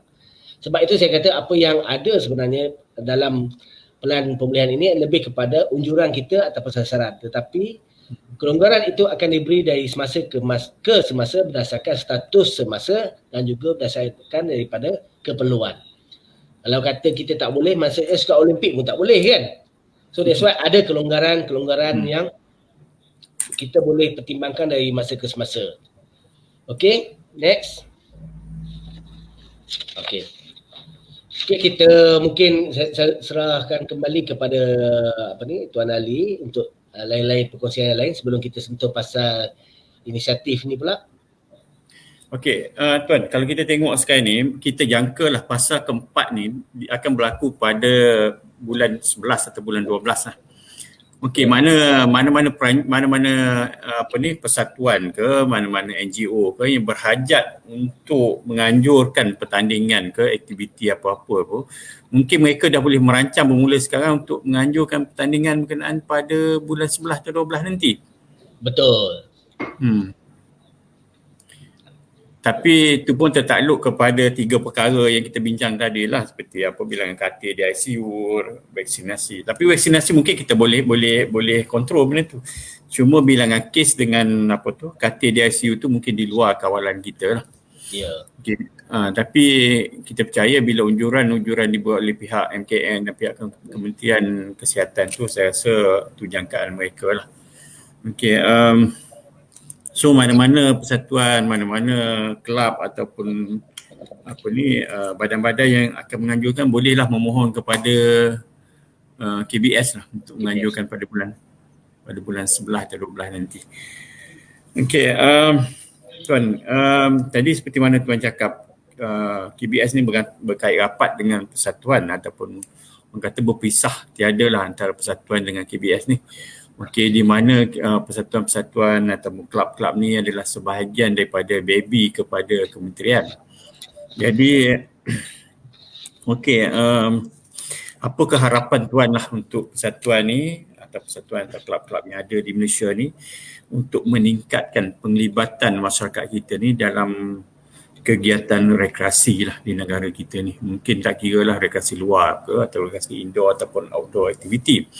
Sebab kalau kita tengok sekarang ni banyak kelab-kelab yang indoor, berbentuk indoor, macam kelab gym, kelab aerobics, kelab zumba dan macam-macam. Begitu juga dengan yang outdoor, macam outdoor tersedia kita maklum lah, yang basikal, yang mendaki, yang kayak, yang berkemah, macam-macam lagi. Okey, jadi apalah harapan Tuan kepada kelab-kelab ni? Okey, orang kata tengah sakit tak boleh minta macam-macam kan. Sekarang ni zaman orang tak kala rakyat tengah sakit, tengah sukar, dalam tempoh yang sukar. So apa yang saya boleh harapkan, boleh saya mohon pada ketika ini adalah dari segi penyusunan ataupun pengurusan semula dari segi pengurusan persatuan itu sendiri. Khasnya dari segi inilah macam kalau KBS ni dia terikat bila dia nak memberi ataupun mengeluarkan bantuan, dia terikat dengan MYKB-nya, maklumat yang kena beri. Sekiranya satu persatuan itu tidak dapat memenuhi, ini syarat utama ni, kalau tak ada MYKB ni tak lengkap di pihak pejabat pendaftar pertubuhan sukan, kita tak boleh nak salurkan bantuan. Itu yang selalu yang menjadi isu pada kita kan. So kalau boleh apa-apa yang tertakluk ataupun terikat dengan pengurusan khasnya MYKB ini dapat diselesaikan dalam tempoh pandemik ini, sebab PJS pun dah keluarkan arahan ataupun keliling menyatakan mesyuarat boleh dibuat dalam bentuk online kan, bukan lagi nak perlu tunggu masa untuk bersemuka. Dan itulah yang kita harapkan supaya tempoh-tempoh yang sukar ini dari segi pengurusan dapat diperbaiki supaya pihak kerajaan khasnya KBS boleh buat engagement apabila berada pada fasa ketiga dan keempat nanti untuk kita sama-sama merancangkan kembali, menghidupkan kembali aktiviti-aktiviti sukan khasnya kegiatan yang berunsurkan rekreasi ini. Dan kalau kita lihat sekarang di skrin ini berkenaan dengan Sekretariat Prihatin Kementerian Belia dan Sukan, SPAD. Okey, SPAD ini kita KBS tubuhkan khas untuk menyelaras semua inisiatif-inisiatif berkaitan dengan bantuan.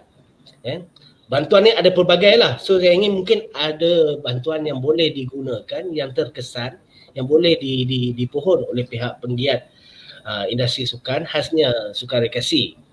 Dan kalau lihat dari segi SPAD ni pun kita tahu dari segi keperluan pihak operator ataupun pihak industri ni terlalu besar, sebab tu kita wujudkan terus 4 nombor hotline tu. Kalau lihat 88713784, 3299, 3585, dan 3391 ni, semua ni kita buat untuk menangani persoalan-persoalan call bertanyaan dengan inisiatif kita. Okey, apa inisiatif yang KBS buat? Apa yang KBS sediakan? Okey, next. Okey.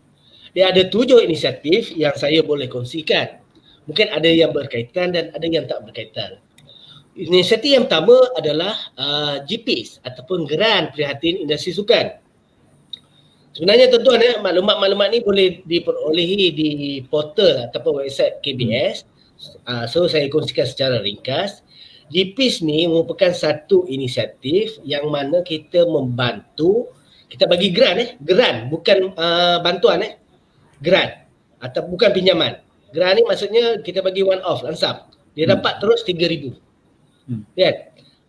Kepada mana-mana operator sukan yang memiliki fasiliti. Kalau macam Tuan Mus malam dia kata dia ada satu kedai ataupun satu pusat latihan, ada rekod dia dengan SSM, dia kena daftar dengan CIMS.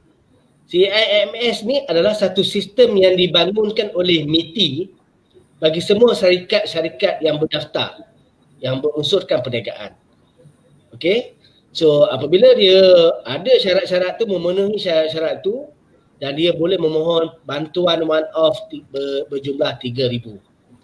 Ini kepada pemilik fasiliti bukan kepada pemilik khusus. Khusus ni kadang-kadang dia macam konsultan ataupun jurulatih tetapi dia tak mempunyai fasiliti. So mereka yang tak mempunyai fasiliti, minta maaf, tidak boleh memohon. Hanya untuk mereka yang mempunyai fasiliti sahaja yang boleh memohon. Okey? So ada syarat lanjut tu boleh layari portal KBS kita di gpis.kbs.gov.my. Okey, itu inisiatif yang pertama. Inisiatif yang kedua adalah moratorium.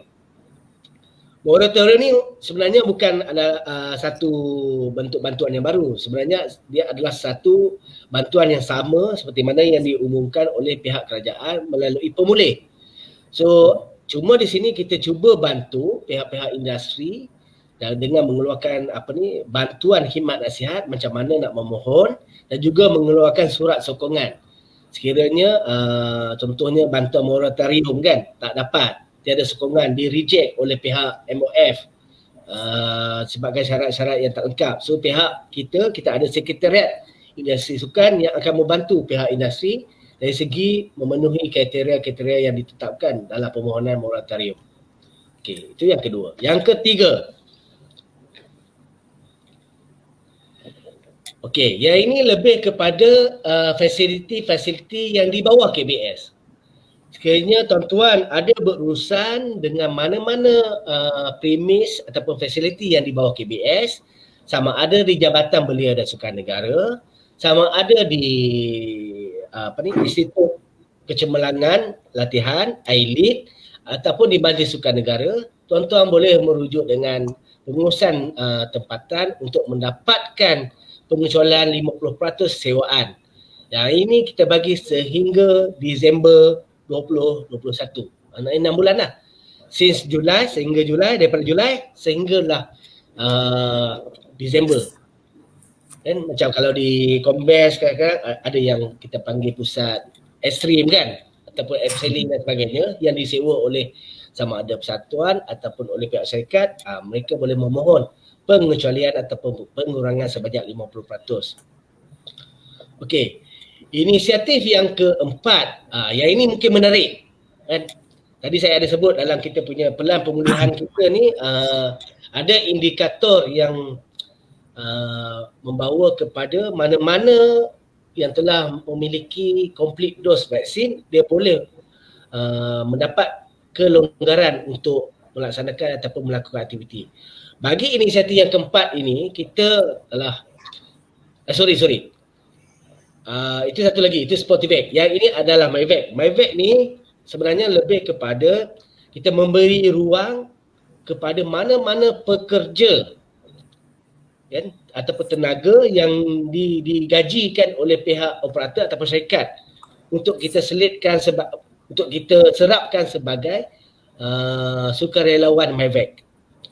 di mana mereka ini akan ditugaskan berdasarkan lokasi yang berkaitan dengan alamat masing-masing dan diberikan allowance sebanyak RM100 sehari.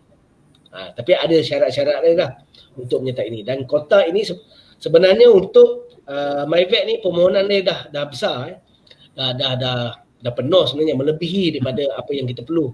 Tetapi disebabkan kita keprihatinan, kita memberi ruang tambahan 1,000 khusus untuk pekerja-pekerja ataupun operator industri sukan. Okey? Okey, slide yang inisiatif yang kelima.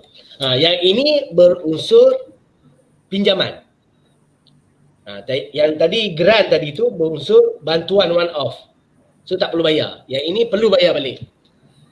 So buat masa sekarang ni kita telah bekerjasama dengan Bank Rakyat dan Tekun dan sebenarnya masih lagi dalam perbincangan supaya kita dapat satu kadar faedah yang lebih rendah daripada semasa. Kalau ikut kadar pinjaman semasa bernilai 4% kan daripada pinjaman, tapi kita peringkat KBS kita masih berunding untuk dapatkan benda tu sehingga yang mungkin 2% ke ataupun 1.5%. Itu masih di peringkat akhir lah. Saya faham kadang-kadang dia perlu balik bila nak kick off balik aktiviti ataupun operasi tu dia perlukan sedikit injection dari segi dana. So mungkin ini boleh membantu. Yang ini yang saya masukkan tadi. Yang inisiatif nombor 6. Okey. Nombor 6 ni kita nak kita sedang senaraikan semua individu ataupun operator yang berkenaan dengan industri sukan untuk diberi keutamaan vaksin. Okey. So, alhamdulillah hari ini kita dapat bersama. Mungkin mana-mana badan yang menguruskan persatuan rekreasi sama, bukan setakat PJRM tetapi lain-lain persatuan boleh membantu ahli-ahli ataupun gabungan masing-masing untuk menyediakan nama ni. Macam mana nak buat? Kita ada website, nanti boleh klik di website tersebut untuk dapatkan cara-cara dia bagaimana untuk dapatkan sportivic ataupun keutamaan dari segi pemberian vaksin tersebut.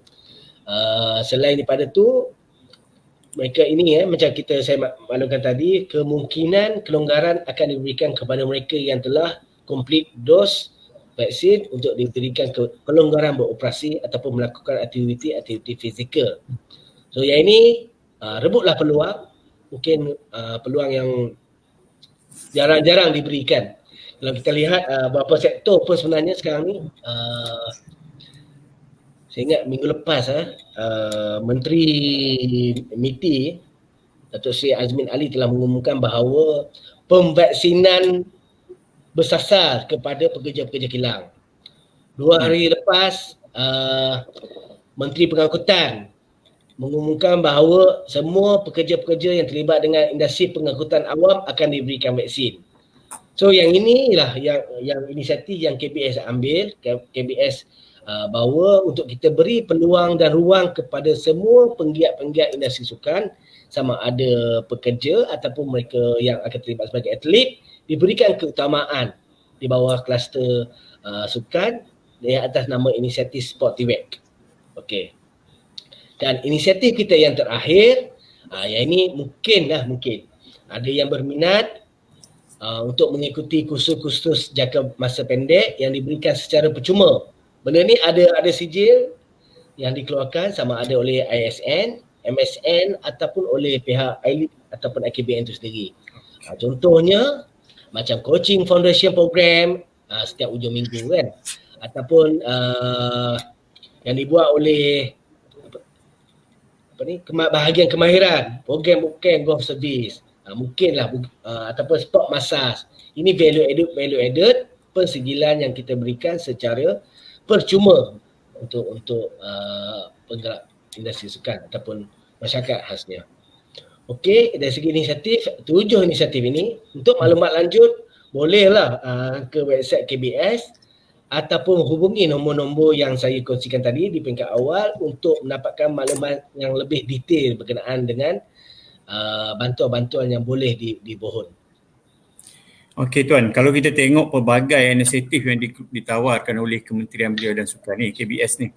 Okey, kalau tengok di sini macam MyWax tu memang mendapat sambutan yang hangatlah sehingga boleh ditawarkan 1,000 lagi untuk.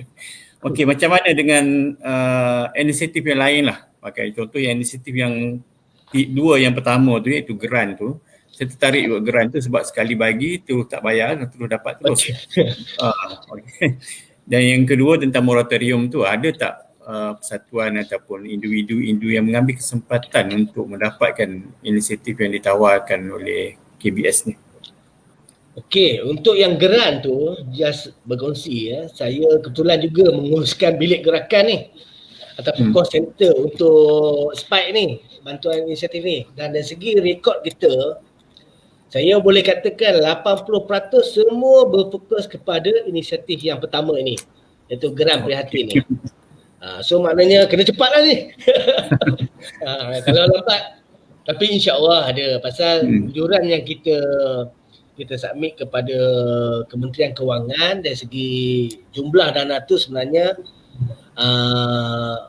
memenuhi pendaftaran ataupun kita panggil bilangan syarikat yang berdaftar dengan SSM. Dari segi data yang kita ada sepatutnya cukup lah. Tapi kita tak tahu juga, ada takut yang sebelum ini dia tak daftar tapi bila dah dapat free baru dia dah daftar. Yalah, 3,000 tu banyak dalam keadaan sekarang ni bagi kita lah. Betul. Okay. Sebenarnya banyak lagi inisiatif yang kita tengok tu kalau dari segi pinjaman dengan untuk permulaan tu pun saya rasa tu pun juga menarik jugalah inisiatif. Okay. Banyak lagi lah yang saya rasa penggiat-penggiat atau persatuan-persatuan perlu ambil kesempatan lah, kalau tak ambil rugi lah dalam keadaan macam ni. Okey Tuan, saya rasa kita ada sedikit masa lagi, lepas ni kita akan kita bukalah untuk soalan-soalan. Okey, saya nak tanya Tuan lah pegawai yang penting dalam KBS ni.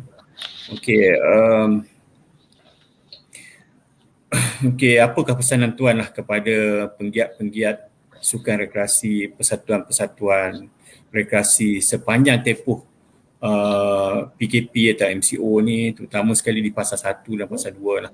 Pasar yang agak genting, agak sukar bagi kita. Okey, apa pesanan Tuan lah kepada mereka-mereka ni? Okey. Selaku badan ataupun pihak yang orang kata terlibat secara langsung dari segi pemantauan pelaksanaan SOP sukan dan rekreasi, saya menggunakan kesempatan ini di kalangan semua pejuang-pejuang, penggiat dan juga pengurus berkenaan dengan sukan dan rekreasi untuk sama-sama mematuhi, menjaga amalan SOP dan penjagaan SOP supaya sektor kita ini akan sentiasa diberikan kepercayaan untuk diberikan kelonggaran. Ada orang kata juga kenapa sektor sukan menjadi mangsa untuk ditutup ataupun tidak dibenarkan apabila sesuatu kes meningkat. Mangsa ni maksudnya bila ada suatu tempat tu besar, sukan tutup dulu kan. Sukan tak boleh dulu. Tapi kilang yang ramai pekerja yang kena masih boleh dibuka. So inilah bila kita dah dapat, kami ni kena fight ni bukan senang ni Tuan untuk maklumat semua. Kita meeting kadang-kadang saya meeting dalam kereta sampai pukul 1 pagi tu sebab kat rumah tak ada orang lain kan. Bujurlah polis tak datang ketuk kereta tu pasal meeting. Dan meeting kita ni pun kadang-kadang ad hoc. Bila contoh esok nak meeting, hari ni kami terpaksa buat meeting ad hoc untuk pastikan maklumat kami adalah maklumat yang terkini untuk kita convince komiti tu. Komiti ramai bukan seorang. Kadang-kadang KKM mungkin dah okey tetapi pihak-pihak lain, kementerian lain, pegawai lain rasa yang benda tu masih belum tak boleh buka. So peluang yang ada ni pastikan gunakan sebaik mungkin, patuhi SOP dan sama-samalah kita menjagakan kebenaran ini supaya dapat dikekalkan dan diperbesarkan kebenaran tersebut. Misalnya kan orang kata juga kat saya, contohlah main golf. Dia kata kalau ikut fasa kedua golf dah boleh main. Kan? Pasal dia kawasan terbuka. Tetapi dia masih terikat dengan 10 km. So macam mana nak main golf 10 kilometer berapa orang? Berapa orang saja yang boleh minta? Betul. Sama juga bagi pusat-pusat latihan rekreasi. Macam mana orang luar nak datang, kan? Kalau Ya, mungkin lah yang minggu pertama, minggu kedua mungkin ramai je yang datang, tapi mereka yang berdekatan. Contoh panjat Gunung Datuk. Bukan semua orang Seremban, bukan orang semua Negeri Sembilan. Ada yang datang daripada KL, ada yang datang daripada Johor, kan? So, betul. yang itulah mungkin bila kita punya disiplin, kita punya kes dalam penyebaran COVID ini dapat dikawal, jadi kita boleh meyakinkan pihak komiti jawatankuasa supaya sektor sukan boleh diberikan keistimewaan untuk kita tak follow kawalan pergerakan 10 km tersebut. Mungkin juga tadi faktor vaksin tadi kita boleh benarkan kepada pihak penggiat, pengguna ataupun pelawat untuk menggunakan apa-apa fasiliti ataupun melakukan aktiviti dengan pasport vaksin tersebut. 2 injection. Yes, saya. So tak ada isu lagi lah. Okey Tuan, ni ada respon daripada pendengar kita ni. Saya rasa saya kenal ni Sazman Shah ni. Assalamualaikum Tuan Azli, saya ingin bertanya berkenaan grant GPIS. Yang grant yang Tuan tunjuk tadi tu menarik minat ni. Ada syarat yang memerlukan lesen dari PBT. Untuk makluman pihak Tuan, tidak semua orang yang buat perniagaan dalam bidang rekreasi mempunyai tempat sendiri. Kalau ada pun berkongsi dengan resort atau tempat rekreasi hanya sebagai konsultan atau perunding. Kalau boleh mohon kelonggaran syarat tersebut terutama kepada jurulatih bertauliah di bawah PJRM dan KBS. Terima kasih. Ni Sazman ni saya daripada Penang ni bertanya, dia ni sebagai konsultan tapi tak ada tempat, cuma menumpang berkongsi dengan resort ataupun tempat rekreasi sebagainya. Tu dia tanya boleh tak nak apply grant GPIS ni. Yang 3,000 baru kita bercakap 3,000 dah ada orang tanya. Okey Tuan, mungkin Tuan boleh respon. Secara generalnya saya boleh jawab, tetapi secara detailnya boleh rujuk kembali dengan sekretariat lah, dengan pegawai. Dia ada dalam website kita tu ada detail kepada pegawai untuk dirujuk ataupun sekretariat untuk dirujuk. Tetapi secara generalnya saya boleh kongsikan bahawa geran prihatin ini ataupun GPIS ni sebenarnya kita berikan kepada pemilik fasiliti. Bukan penganjur ataupun konsultan itu berbeza. Sebab semasa kita membuat perbincangan ataupun perancangan tersebut, that's why kita boleh come out dengan berapa jumlah fasiliti yang kita ada. That's why sejumlah 18 juta kita reservekan untuk benda ni. Kan, untuk GPIS ni. Tetapi kita hanya benarkan kepada pemilik fasiliti. Sebab apa? Senario yang berlaku khususnya maknanya macam di Lembah Kelang. Pemilik fasiliti dia telah membenarkan 7 pengusaha setiap hari satu konsultan untuk membuatkan kelas coaching ke jurulatihnya. Bermakna satu fasiliti dia boleh tuntut 8. Kalau kita tak ada syarat yang surat kebenaran ataupun lesen daripada PBT. Faham Itu concern dia. So figure kita tu dia akan jadi bertambah. Walau bagaimanapun untuk makluman semua pendengar dan juga Encik Sazman sendiri, pihak KBS telah sebenarnya hari pertama lagi sebelum tu pun kita dah bincang benda ni dan kita telah membuat beberapa cadangan penambahbaikan untuk kita angkat semula kepada MOF untuk pertimbangan. Dan mana-mana permohonan yang telah dikemukakan pun sebenarnya ada satu lagi mekanisme di mana semua permohonan-permohonan ini akan diproses oleh satu sekretariat untuk memastikan, menjamin dan menyemak sama ada permohonan tersebut adalah tulen ataupun tidak. Macam saya beritahu tadi, kadang-kadang satu pemilik fasiliti dia menggunakan dia punya connection yang dia ada, dia panggil semua persatuan yang dia kenal, tuntut tapi berdasarkan satu fasiliti saja. So kita tak nak benda ni berlaku. That's why kita ada syarat itu. Tetapi untuk maklumat semua, insya-Allah memang isu ni memang dalam perhatian KBS lah dan kita akan come out lah dalam masa terdekat dari segi dia punya solusinya. So maksud Tuan, syarat untuk dapat grant GPIS ni mestilah pemilik kepada fasilitis berkenaan. Betul.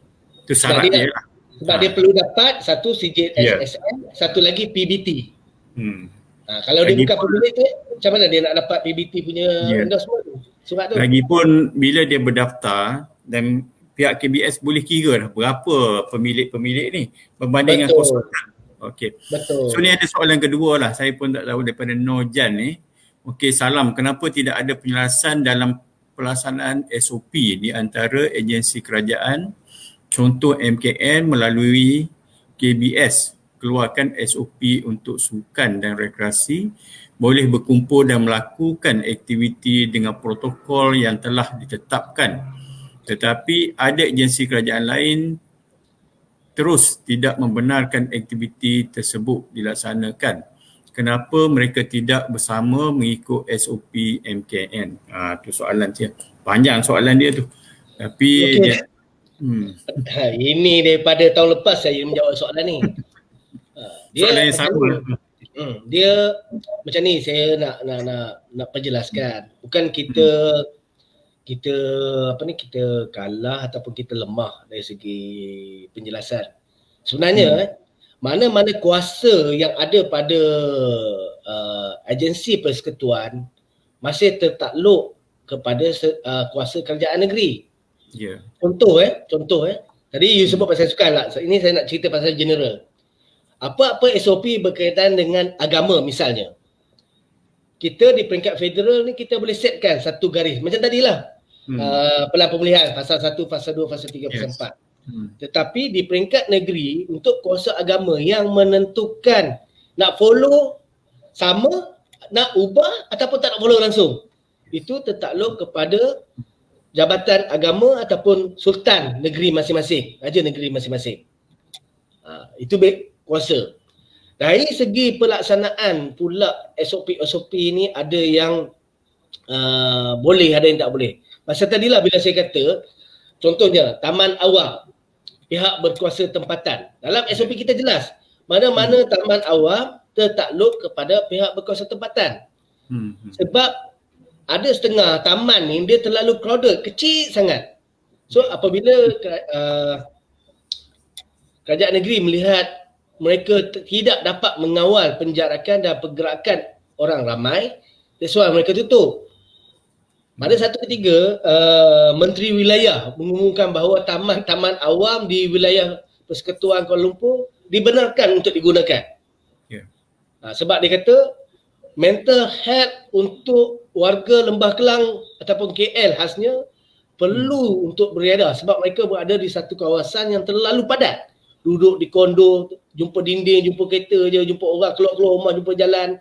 So mereka perlukan untuk ni. Tetapi kalau kita contohnya kita berada di satu kawasan, bukit belakang rumah je, kita nak trail run pun tak ada isu.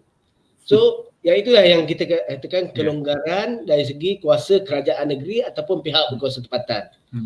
Bukan kita tak selaras, kita selaras, tetapi ada kuasa-kuasa yang maknanya federal persekutuan tak boleh menjangkaui dia. Akhirnya sekali kerajaan negeri yang buat keputusan. Contoh lagi saya bawa dari segi kawalan pergerakan. Alhamdulillah setakat ini kerajaan Malaysia belum lagi kuasakan curfew ataupun kita panggil betul-betul darurat kan. Maknanya kita tak boleh bergerak ke mana-mana pun. Di Malaysia setakat ini hanya kerajaan negeri Sarawak melaksanakan kawalan pergerakan. Maknanya langsung tak boleh keluar. Sekarang ni yang dia kata kita bergerak daripada operasi daripada pukul 6 pagi sehingga 8 malam. Itu adalah merujuk kepada pergerakan merujuk kepada operasi kan, operasi syarikat, operasi kedai. Tetapi pergerakan kita tak ada isu. Kita nak bergerak selepas pukul 8 malam pun masih boleh. Tak menjadi kesalahan selagi di dalam radius 10 km. Betul kan? Tak pernah lagi polis tahan kita, you dah lepas pukul 8 tak boleh gerak ni, tak boleh. Tak ada. Paling kurang pun dia tanya nak pergi mana, sebab apa. Itu je, tapi dia tak keluarkan compound. Selagi kita tak lebih pada 10 km radius. Tetapi di Sarawak pernah buat. Di Sarawak pernah buat selepas pukul 10 malam sehingga pukul 5 pagi tak boleh ke mana-mana, tak boleh berada di luar rumah. Itu curfew. Tapi kalau ikut apa SOP yang dibuat oleh federal, kerajaan persekutuan, tak ada lagi, kita tak pernah buat.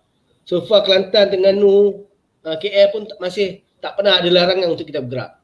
So yang inilah yang maknanya ada kuasa yang di bawah perlembagaan dibenarkan di bawah kerajaan-kerajaan negeri untuk membuat keputusan. Ya tuan, maksud dianya macam agensi pusat seperti MKN, KKM ataupun KBS sendiri pun dia tertakluk juga dengan kuasa-kuasa peringkat negeri ataupun peringkat majlis tempatan. Betul. Okey. Peringkat pusat ni dia cuma mengeluarkan garis panduan sahaja. Jadi secara detailnya akan diperincikan oleh pihak berkuasa tempatan lah. Ya. Okey, untuk kita tengok contoh lah. Mungkin di Sarawak berbeza, PKP di Sarawak berbeza dengan di Sabah dan juga berbeza dengan di Semenanjung. Okey, ini adalah kerana autoriti. Betul. Berkenaan yang menentukan. Saya rasa apa yang berlaku dalam dalam SOP kita pun samalah antara MKN cuma mengeluarkan secara general, tapi KBS mungkin lebih spesifik. Pergi pada pihak berkuasa tempatan lagi spesifik. Kadang-kadang KBS kata tak boleh panjat bukit atau tak boleh buka taman-taman awam, tapi pihak berkuasa tempatan seperti yang tuan cakap tadi di Kuala Lumpur menteri dia nak buka juga kepada publik. Itu bergantung kepada situasi semasa di tempat berkenaan. Okey tuan. Mungkin ada soalan lagi yang boleh kita ni sebelum kita tamat tempoh kita. Oh, tiada soalan lah. Okey. Okey, kata soalan pesan tuan lah kepada pendengar-pendengar tu. Okey, dalam melaksanakan aktiviti tak kira lah aktiviti dalam ke, aktiviti luar ke. Okey, pesan kita lah dalam membendung wabak COVID ni, dan kita pun kalau boleh kita nak ikutlah perancangan yang dikeluarkan oleh pihak MKN. Kita akan berubah daripada satu pasar ke satu pasar, okey, sehinggalah pada bulan 11, bulan 12 nanti kita akan berada di pasar keempat, di mana kita akan boleh melakukan aktiviti macam biasalah, back to normal macam biasa sebelum ni. So apa pesanan tuan lah kepada persatuan, kepada penggiat-penggiat yang tak ada persatuan kat luar sana tu, okey, untuk mencapai matlamat kita pada bulan 12, setelah 12 nanti di pasar keempat. Okey, mungkin tuan boleh kongsi sikit. Okey, terima kasih Tuan Ali. Sebelum saya membuat rumusan ataupun permintaan, mungkin saya nak sentuh sikit berkenaan dengan apa yang berlaku di KBS pada ketika inilah. Untuk makluman semua, sekarang ni KBS sedang mengumpulkan input-input daripada semua penggiat ataupun mereka yang terlibat dalam industri sukan, apa yang kita namakan sebagai visi sukan negara, canvas visi sukan negara. So kita telah menjelajah secara online, bukan secara fizikal kita turun ke negeri, tidak. Hari ini pun sedang berlangsung libat urus visi sukan negara peringkat negeri Terengganu pada 8 hari bulan tersebut. Kenapa saya tak boleh pada hari tersebut? Sebab masa kita pada hari itu saya terlibat dengan libat urus visi sukan negara peringkat negeri Perak. So kenapa saya nak kongsikan di sini dengan tuan-tuan semua adalah kerana pada ketika ini KBS sedang mengumpulkan input-input apa saja maklumat, harapan, impian, cita-cita daripada semua pihak yang terlibat dalam industri sukan. Dalam sukan itu khasnya sama ada secara langsung ataupun tak langsung. Sebab kita nak melancarkan ataupun dokumenkan satu visi sukan negara bagi satu tempoh jangka masa yang panjang, iaitu visi sukan negara 2030. Sebabkan itu semua input-input ataupun data-data yang tuan-tuan harapkan, contohnya tadi ada persoalan ataupun yang Tuan Ali sendiri mention, harapan daripada pihak penggiat sukan rekreasi untuk dapat bantuan ke ataupun dapat apa-apa mekanisme daripada kerajaan dari segi penggalakan aktiviti apabila dibuka nanti. Semua itu tuan-tuan boleh hasratkan dalam kanvas visi sukan negara. Sebab apa? Kita nak supaya semua ini dapat kita dapatkan input daripada akar umbi, daripada komuniti untuk bersama-sama dengan kerajaan dalam perancangan dan juga pelaksanaan pembangunan sukan di Malaysia. Bagi pelaksana-pelaksana, penggiat-penggiat sukan, khasnya sukan rekreasi, harapan saya adalah pastikan anda bersedia tempoh pemulihan ataupun pelan pemulihan yang kita sedang lalui sekarang ini akan mengalami perubahan-perubahan fasa, walaupun tidak 100% tertakluk kepada apa yang dari segi tarikh ataupun dari segi bulan yang saya kongsikan tadi, tetapi sebenarnya peralihan itu dah semakin dekat. Jadi kita boleh bersedialah dari segi persiapan, mana-mana bantuan ataupun keperluan boleh salurkan kepada kita. Boleh bincang. Saya lebih suka pendekatan berbincang daripada kita menggunakan pendekatan maki hamun, masuk live, FB, kutuk orang sana, kutuk orang sini kan. Dia mudah aja. Ibaratnya macam kita nak minta tolong dengan orang tapi kita maki-maki kan. So kalau kita pun berada di tempat tersebut dimaki-maki, lepas tu nak kita bantu, kita tak bantu kot kan. So masih gunakan pendekatan diplomasi, cuma kena berpijak di bumi nyata lah. Apa yang boleh kita bantu, apa yang memang tak dapat dibantu, bukan kita berhenti di situ, kita akan mencari inisiatif lain untuk kita panjangkan ataupun kita elaborate dia punya bentuk bantuan tersebut kan.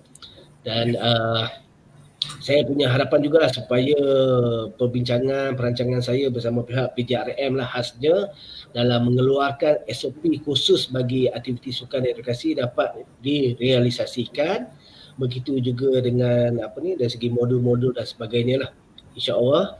Dan seperti mana di peringkat awal sekali tadi, kita sebenarnya menerapkan konsep bekerja kita sini adalah sebagai seorang sahabat, sebagai seorang rakan kongsi bersama dengan penggiat dan juga peserta-peserta sukan dalam perkembangan dan juga pembangunan sukan di Malaysia, amnya khasnya bagi sukan edukasi. Itu saja. Mungkin ada apa-apa lagi yang terakhir daripada Encik Ali untuk kita bersama-sama lah menutup majlis kita pada hari ini. Okey, terima kasih. Sikit. Terima kasih juga kepada pihak penganjur PJRM yang diketuai oleh Encik Nuri Jam dan juga tim beserta dengan Encik Ali sendiri pada hari ini yang memberikan masa kepada saya khasnya dan juga kepada semua untuk kita bersama berkongsi. Mungkin lepas ini, sesi ini kita kita libat secara fizikal, face to face. Mungkin saya pun boleh turun ke negeri-negeri untuk melihat dan mendapatkan input daripada penggiat negeri pasal dia punya dia punya kesannya tak sama, dia punya mekanisme tak sama. Untuk kita dekati kan, sebab pendekatan saya kan ambil human resource, psikologi dan sebagainya. Pendekatan face to face ni sebenarnya lebih dekat dan lebih mudah untuk kita memahami ataupun empati kepada keperluan yang berbanding yang disampaikan secara online macam ni lah. So itu saja. Terima kasih lagi sekali kepada semua yang terlibat. Mungkin lepas ni kita boleh susul kepada sesi-sesi lain untuk kita bersama-sama memastikan sukan rekreasi dapat terus dimaju dan dikembangkan di satu tahap yang lebih tinggi, insya-Allah. Terima kasih. Assalamualaikum warahmatullahi wabarakatuh. Okey, terima kasih Tuan Nur Azli Muhammad. Okey. Tadi dalam masa 2 jam, hampir 2 jam, kita telah bercakap banyak perkara daripada awal. Kita melihat kepada hubungan antara KBS dengan persatuan penggiat-penggiat yang orang kata hubungan yang baik lah, macam satu hubungan kerja yang baik, dan kita mewujudkan keharmonian dalam pekerjaan. Kalau nak minta sesuatu tu jangan maki-maki baru nak minta. Sepatutnya kita minta dengan cara yang terbaik, dengan lemah lembut, dengan okey. Dan kita juga berbincang tadi tentang aktiviti-aktiviti yang kita boleh laksanakan semasa tempoh-tempoh fasa 1, fasa 2, fasa 3 dan seterusnya fasa keempat lah. Okey, jadi dah berbincang panjang lebar tadi berkenaan apa-apa aktiviti yang kita laksanakan masa tu. Okey, tak lupa juga tadi Cik Muhammad Nur Azli bercerita, Tuan Muhammad Nur Azli memberitahu juga tentang inisiatif yang ditawarkan oleh pihak KBS kepada penggiat-penggiat, pada persatuan, kepada individu sepanjang masa tempoh fasa ataupun tempoh PKP ni lah. Jadi kepada persatuan atau penggiat ataupun individu kat luar tu, ambil lah kesempatan ni. Okey, sementara bajet masih ada lagi, peruntukan masih ada lagi, kita takut nanti lambat tak dapat. Okay. Jadi begitu juga harapan daripada pihak KBS terhadap penggiat-penggiat ni dalam dalam melaksanakan aktiviti-aktiviti supaya kita dapat mencapai apa yang dinyatakan oleh pihak MKN, iaitu sekurang-kurangnya hujung tahun, pada penghujung tahun ni kita akan mencapailah tahap keempat, mana kita sama-sama akan menurunkan kadar jangkitan, kita akan tingkatkan jumlah vaksin, kaki tangan kita ataupun jumlah masyarakat kita yang divaksin, dan kita cuba menambahkan katil-katil yang kosong di ICU tu, maknanya kita kurangkan yang kena ICU dan sebagainya. Okey, dengan perkara-perkara ini, dengan kerjasama gembeling daripada persatuan dan juga pihak-pihak autoriti seperti KBS, pihak local authority dan sebagainya, saya percaya tak mustahil perkara ini boleh dicapai lah dalam tempoh berkenaan. Cuma perlukan kerjasama daripada kita lah. Okey, jadi rasa setakat itulah saya nak mengambil kesempatan ni bagi pihak diri saya, bagi pihak PJRM sekali lah. Banyak terima kasih pada Cik Nur Azli, Tuan Nur Azli kerana dapat meluangkan masa bersama kita ni. Okay, saya juga mengucapkan terima kasih pada tuan-tuan yang mendengar pada petang ini.